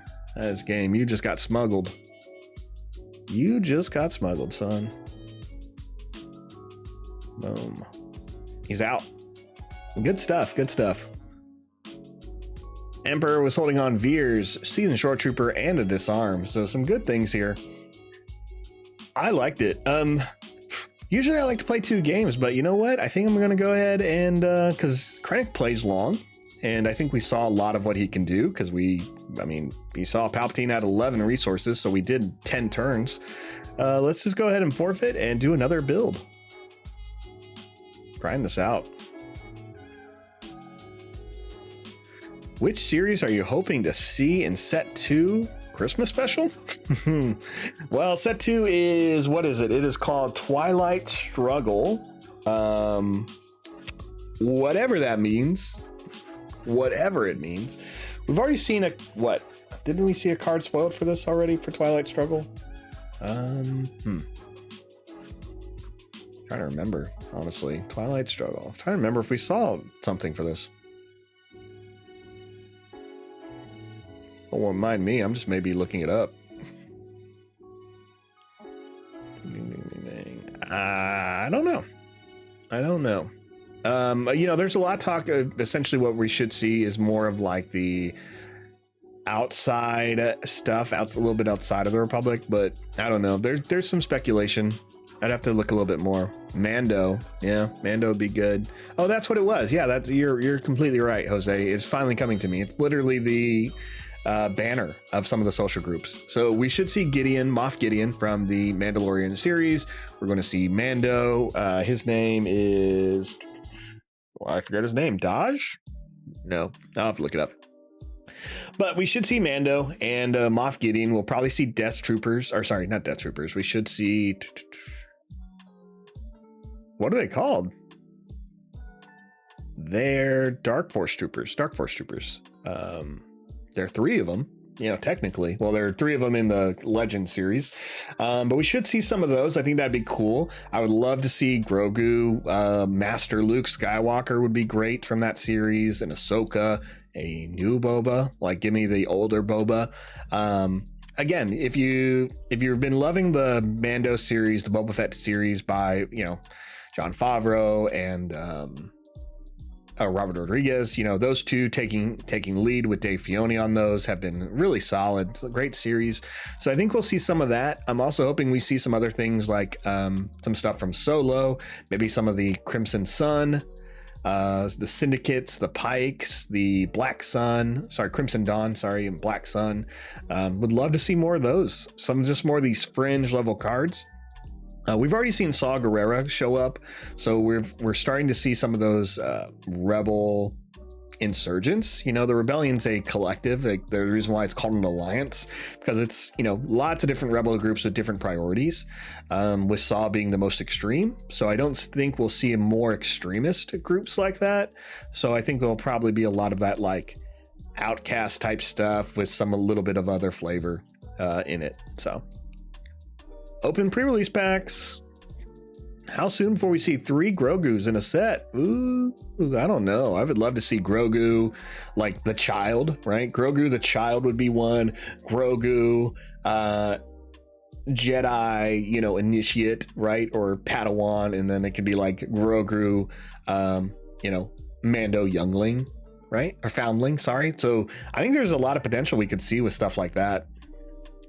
All right, pack 1. Hey, look, it's a lot of people's favorite, Boba Fett, collecting the bounty. That's exactly what he does, man. Right there on Cloud City, collecting it, watching Han Solo get put into his car, or not his car. First of all, Vet's Corvette is the car, according to MC Chris. But yeah, going as the Fett's fire spray there, the Slave One. Death Trooper, Death Star Stormtrooper. Look at some good red here. Pile that together. Boba Fett really does well with cards like Crafty Smuggler, Asteroid Sanctuary. Love seeing that. And Yoda. So if we're talking about Vader builds, we're talking about Imperial Interceptor, Death Star Stormtrooper, and Resupply. If we're talking about Luke builds, we're looking at Crafty Smuggler, Rogue Operative, and Yoda. And second Rogue Operative, Asteroid Sanctuary. All good. All good.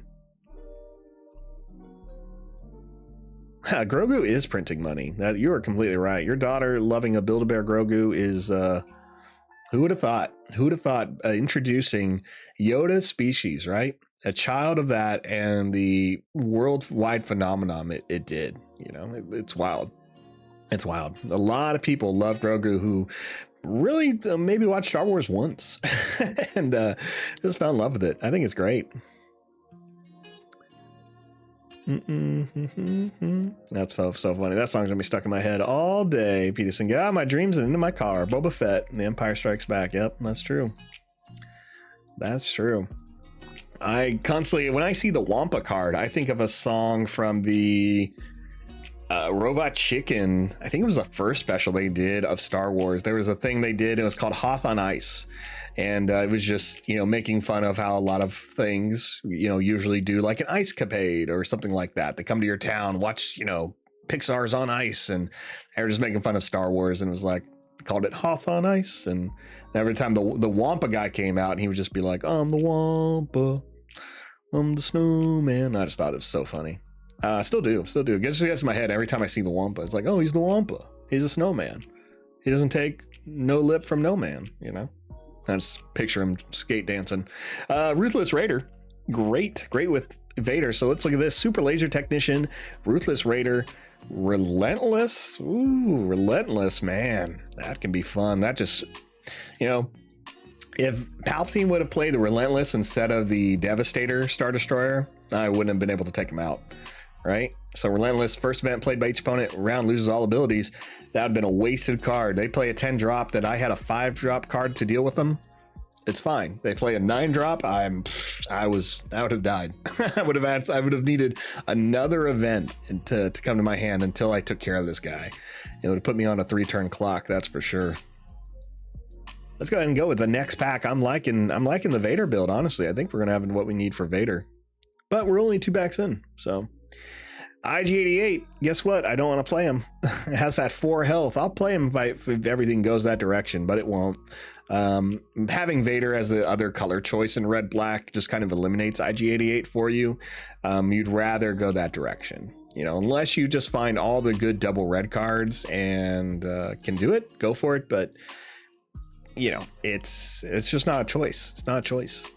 For Vader, we have Cell Black Guard, Seasoned Shore Trooper, a Star Viper, and a Wampa if you want it. For Luke, we have Make an Opening. Maybe Bamboozle? I don't know. Bamboozle's okay. I don't mind it if you're discarding a card for it, but I do hate discarding a card for it. Let's move on to pack 4. Nothing strong in that one. Jyn Erso, first one of this set. We got a Snow Trooper Lieutenant for Vader, a 5th brother for Vader. And another 97 Legion for Vader. Okay.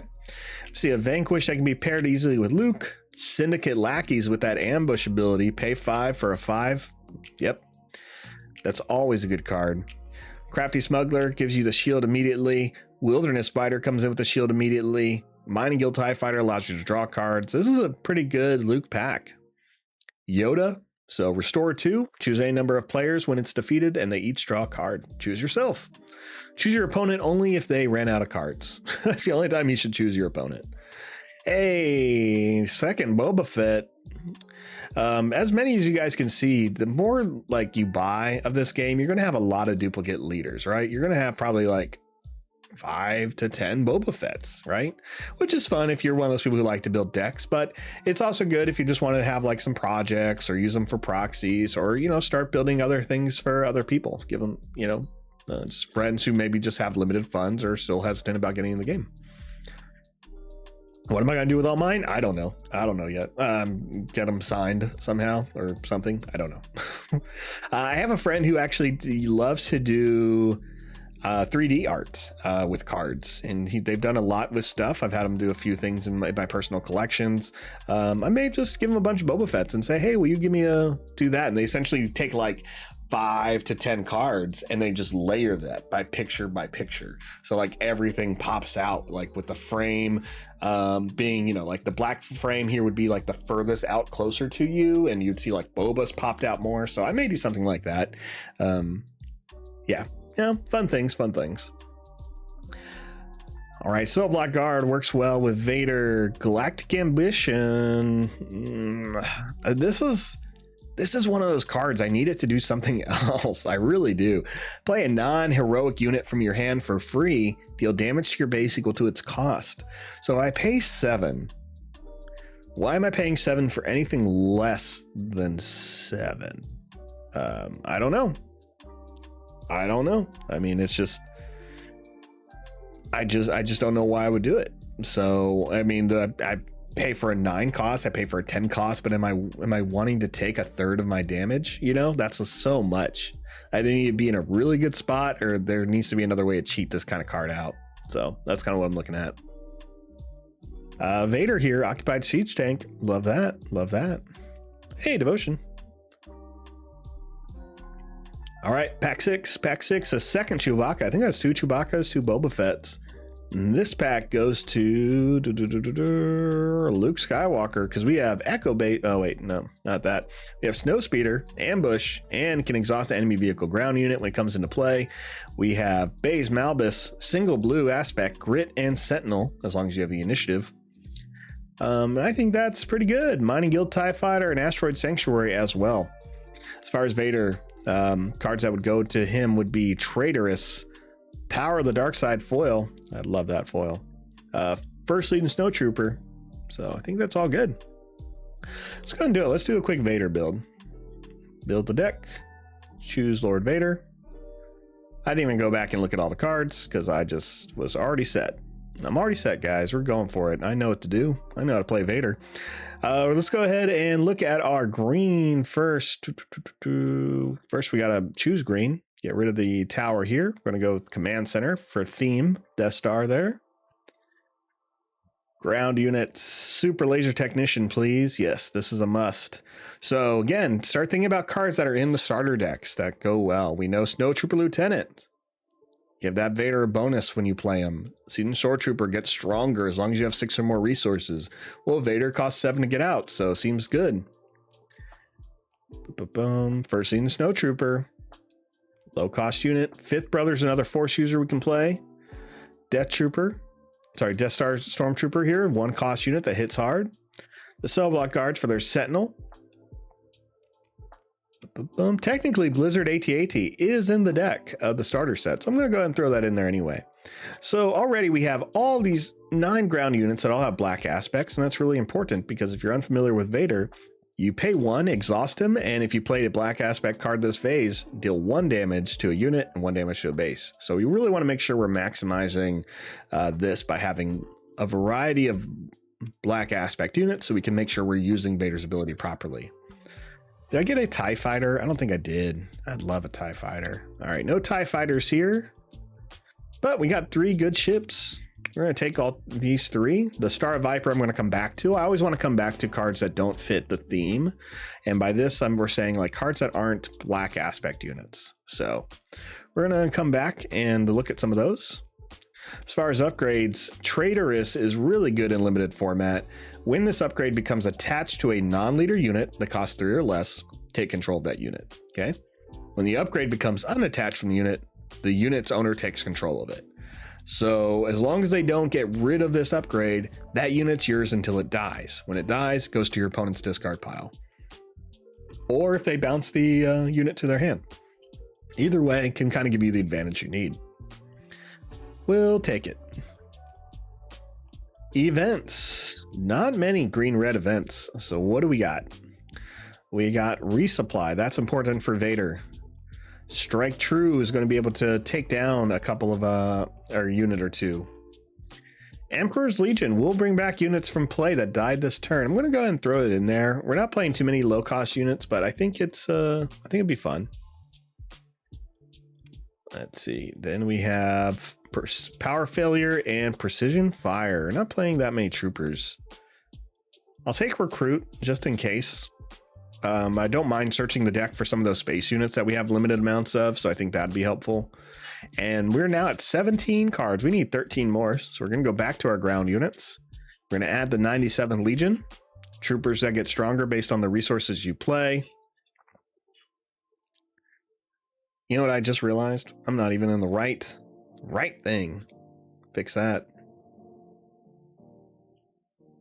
Fix this, apparently. There we go. Ah, I just jumped. There we go. My bad, everybody. My bad. Let's see. No, this is still wrong. This is still wrong. Fixed it. There we go. Apologize for that, everyone. Sometimes I think I hit buttons correctly and I apparently don't. Well, actually, I'm pretty sure I did, and I need to fix a certain button. All right. Hopefully this makes it a little bit easier to read some of the ones in the middle here. We are at 19 cards. We need 10 more. Occupier Siege Tank is a good one. Has grit. It's red. It's Imperial. Let's put it in here. Wampas, we're going to go ahead and play 2 of those. And we're going to play the Volunteer Soldiers because we do have some trooper units. Vanguard Infantry, same thing. It's a trooper. When died, give an experience token to a unit. We are okay with that guy dying. And we'll take the Ardent Sympathizer, a trooper. Not Imperial, but he fits what we're doing. Lot of troopers. We're going to take the Star Viper here. Oh, thanks, Peterson, for asking that question. What is everyone looking forward to play the most in pre-release? Got 4 more cards here. I guess we're just going to fill it in with the Braggart, the Insurgent, and we got 2 more. Do I want to play Out of Colors? Sometimes you may find yourself playing Out of Color, that's for sure. Since I have some troopers, we're going to take Precision Fire. That just makes sense. And we'll take the Power Failure in case we run into anything that's giving us some trouble. So we didn't go out of our play style. This is definitely a heavier ground unit deck. There's 19 of them. It is going to feel a little slow. We only got 2 sources of ramp, but I think we can overwhelm our opponent enough to put the pressure. Let's try it out. Now what happens when I go here? Nothing, just this is in the wrong spot. Fixing that. Everything looks good now. Perfect. Peterson, he's hoping to open Boba, but you've been practicing with Luke. Yep, that's the best thing you can do is practice with Luke or Vader, or both, and then hope for what you want, right? Like if you get what you want, you'll be good. Especially if you're looking to win. Or just have a good time. You know, winning does help have a good time for some people. I'm going to drop the Blizzard AT-AT. Man, I want that Relentless so bad. But if you're hoping for the Relentless and you're giving up the AT-AT, it doesn't make sense. So there they go. Bye. There's the Imperial War Machine. Just in my resource pile now. Nothing for me to do. Turn 1. We're going to take the initiative. We're playing against Harrison Dula. Not a card I would normally play in Limited because you need everything to make it work. You need Spectres. So she must have Spectres. Or she has a lot of unique units because when she attacks, she can give an experience token to another unique unit. So again, with Spectres, she can play any of those colors. So she can play, we could see Kanan, we could see Zeb, we could see the Ghost, and we would see Sabine. The only Spectre she can play right now in her colors would be Chopper, but again, so those are the ones we need to look out for. It's definitely a tell what she's doing. Definitely a tell. All right, we got to get rid of someone here. Someone's got to go. Strike True, Precision Fire. I'm sorry, Precision Fire. You're going to go, and we're going to resupply this turn.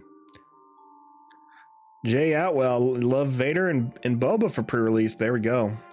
A villainous person after my own heart right there. That's me.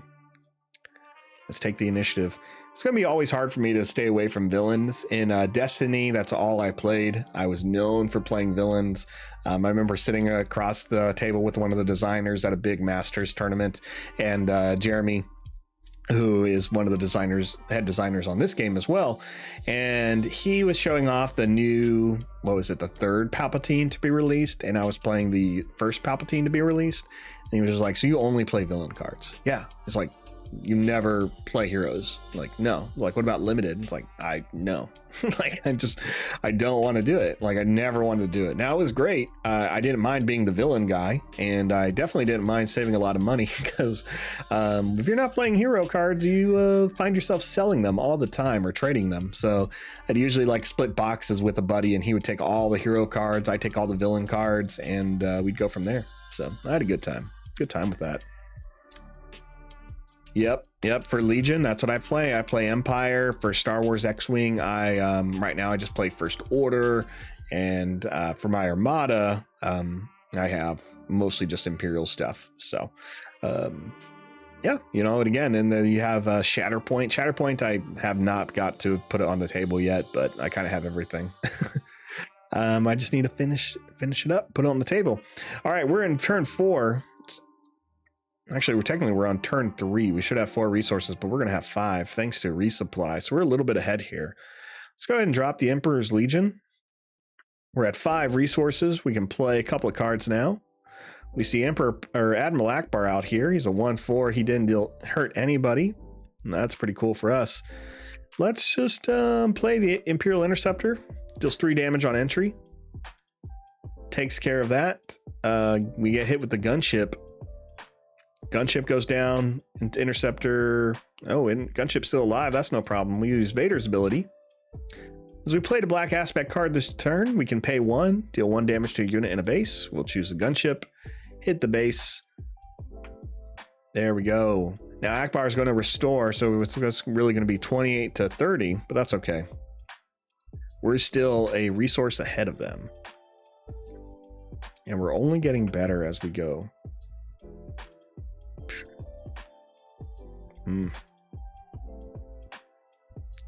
Don't want to give up any of these guys, but Vanguard Infantry it is. Sorry, man. You're out of here. All right, we're at 6 resources now. Let's have some fun. We're going to drop the cell block guard. Akbar is going to have to swing into him. Akbar takes 3 points of damage. We'll go ahead and use Vader's ability to deal 1 damage to the unit in the base. Hera can come out next turn. Let's see what she plays. After we hit this base for 1, it's a Snowspeeder with ambush. Here it comes right into the cell block guard. That's okay. Guard did its job, bought us some time. We are 1 turn away from Vader hitting play. And we're going to drop the Partisans. No, we'll drop the Super Laser Technician because that's what he would do anyway. He would die. All right, Snowspeeder is in play. I don't want it to hit Vader, so I only have 1 black aspect unit. Boo. All right, we'll play 5th Brother. See what Snowspeeder does. Nothing. Perfect. Here comes Ezra Bridger. Forgot that Ezra is yellow, so Ezra and Chopper really fit into their scheme. Let's go ahead and play Strike True. Only unit damage to its power. Yep.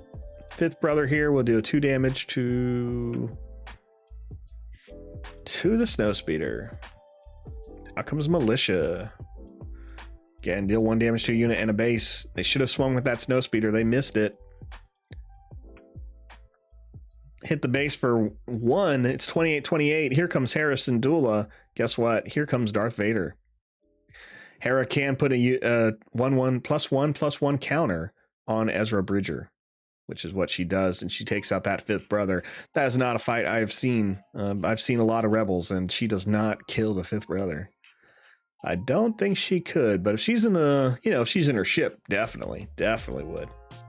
All right, we got 2 damage to throw somewhere. Let's throw it on.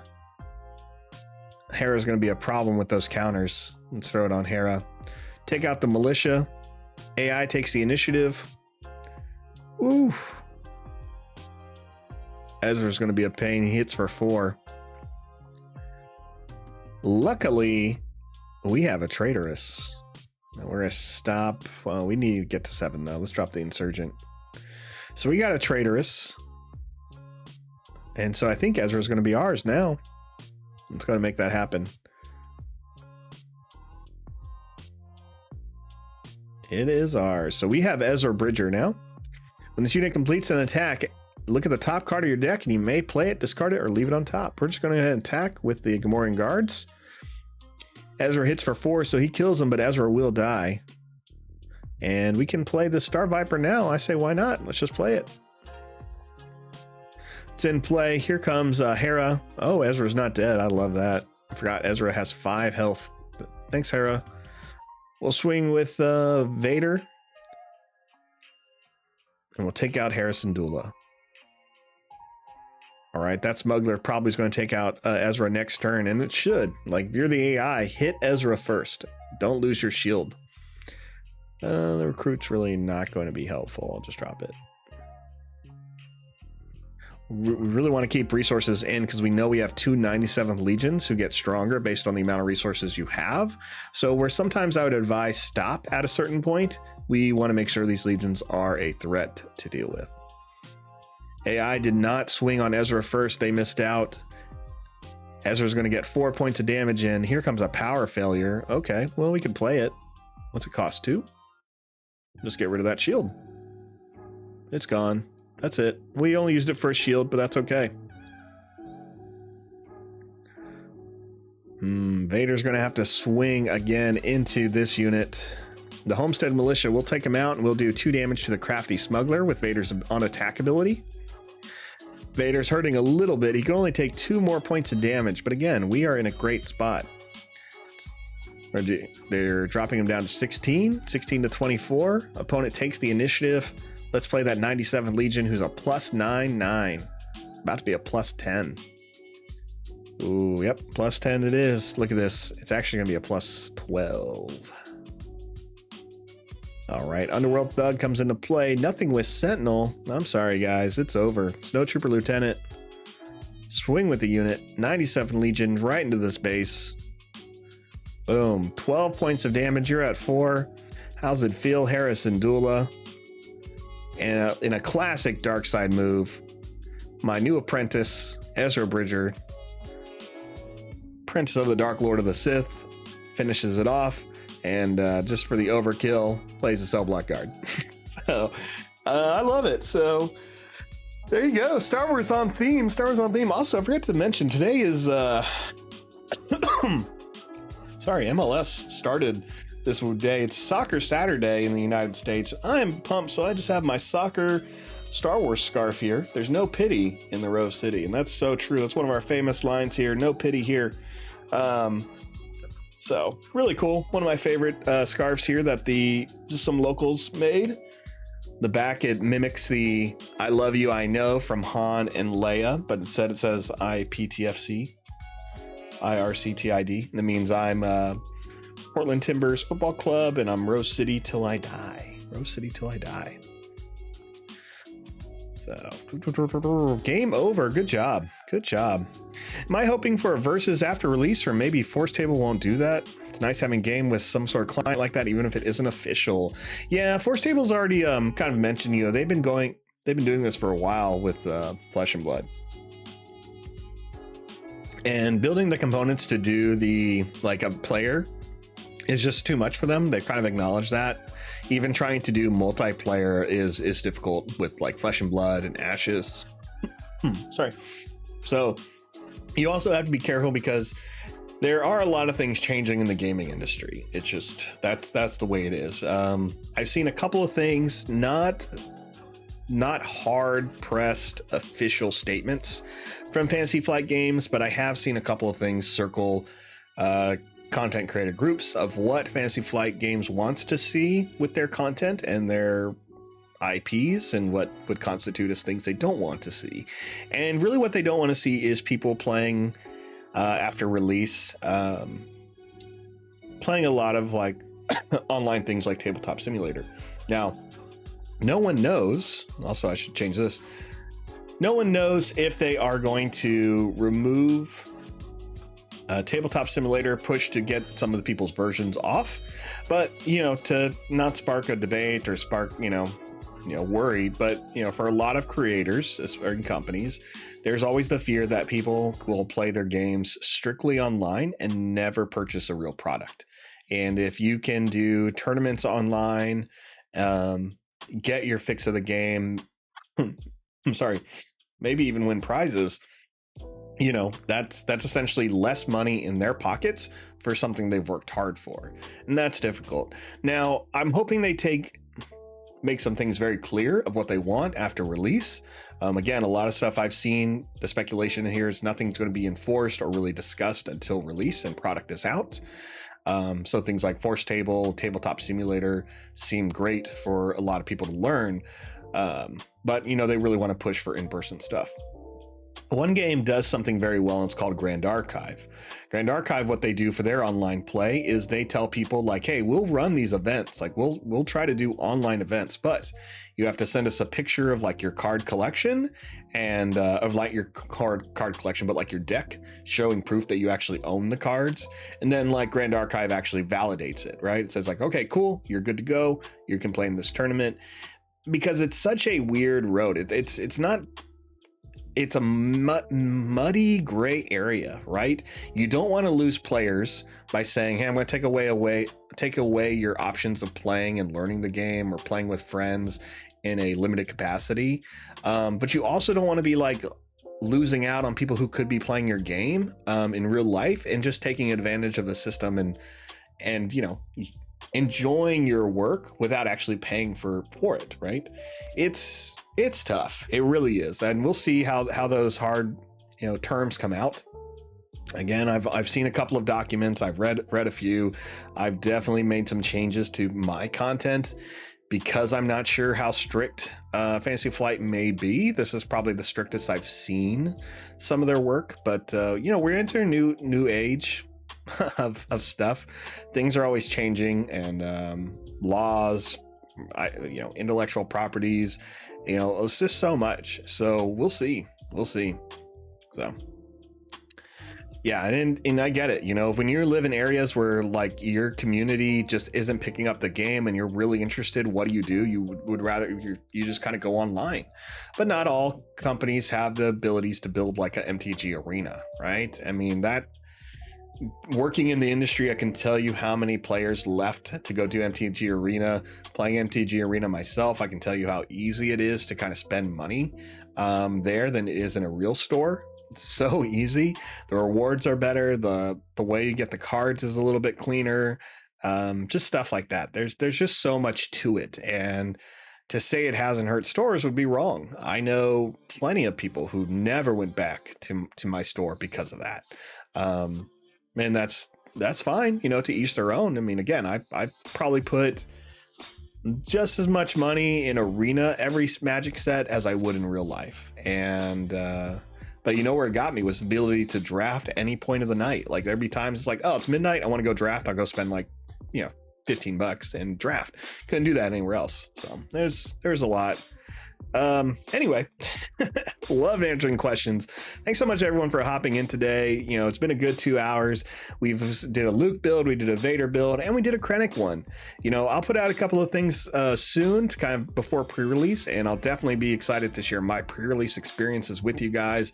I'm hitting up 4, so I'll do what I can. I do want to try and document some of it, but I'm going to be doing 4 pre-releases, 1 on a Friday, 2 on a Saturday, 1 on a Sunday, unless I just get the bug and I got to do it, and I may do 2 each day. So if I do 2 each day, it's going to be rough on at least one of them for trying to maximize my time and building the community.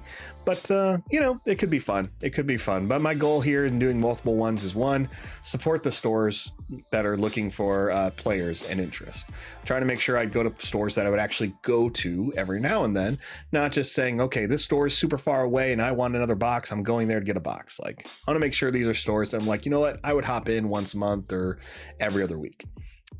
Second is I want to build the community. I want to be there. I want to be present. I don't want to like just talk about like, oh, I do a stream channel. I want to say, hey, I love Star Wars. I live in this area of town. I'll probably be at some of those things. I'm excited. Are you excited? Let's sit down and chat. Tell me what you're excited about. Like, I want to be part of that experience. And as someone who's worked in the industry for 8 years and wanting to promote games and do those types of things, especially obscure games, I'm always finding myself playing obscure games, Star Wars mostly. I want people to have a good time. You know, one of the best things about Star Wars card games, Star Wars games anyway, is I would say 90% of the people aren't there for the mechanics. They're there because they love Star Wars. The mechanics are just a win. You do find some people who say this mechanics look great. What game is this for? Star Wars? I'll play that. But it's just fun when you can show up and be like, oh, you know, how cool is it that you got this character? How cool is it you can do this? So those are 2 of the reasons why I'm going around to a lot of stuff. And third, it's I want cards. I'm jonesing for packs. I've been sitting here waiting since the summer. I've been sitting here messing around with Forcetable since October. I've been streaming since November. Like, I am ready. I have a lot of useless knowledge in my head, and it's mostly Star Wars. So all I've done is added more Star Wars card knowledge to my head from playing for so much. So anyway, I'm excited. Thanks everyone for being here.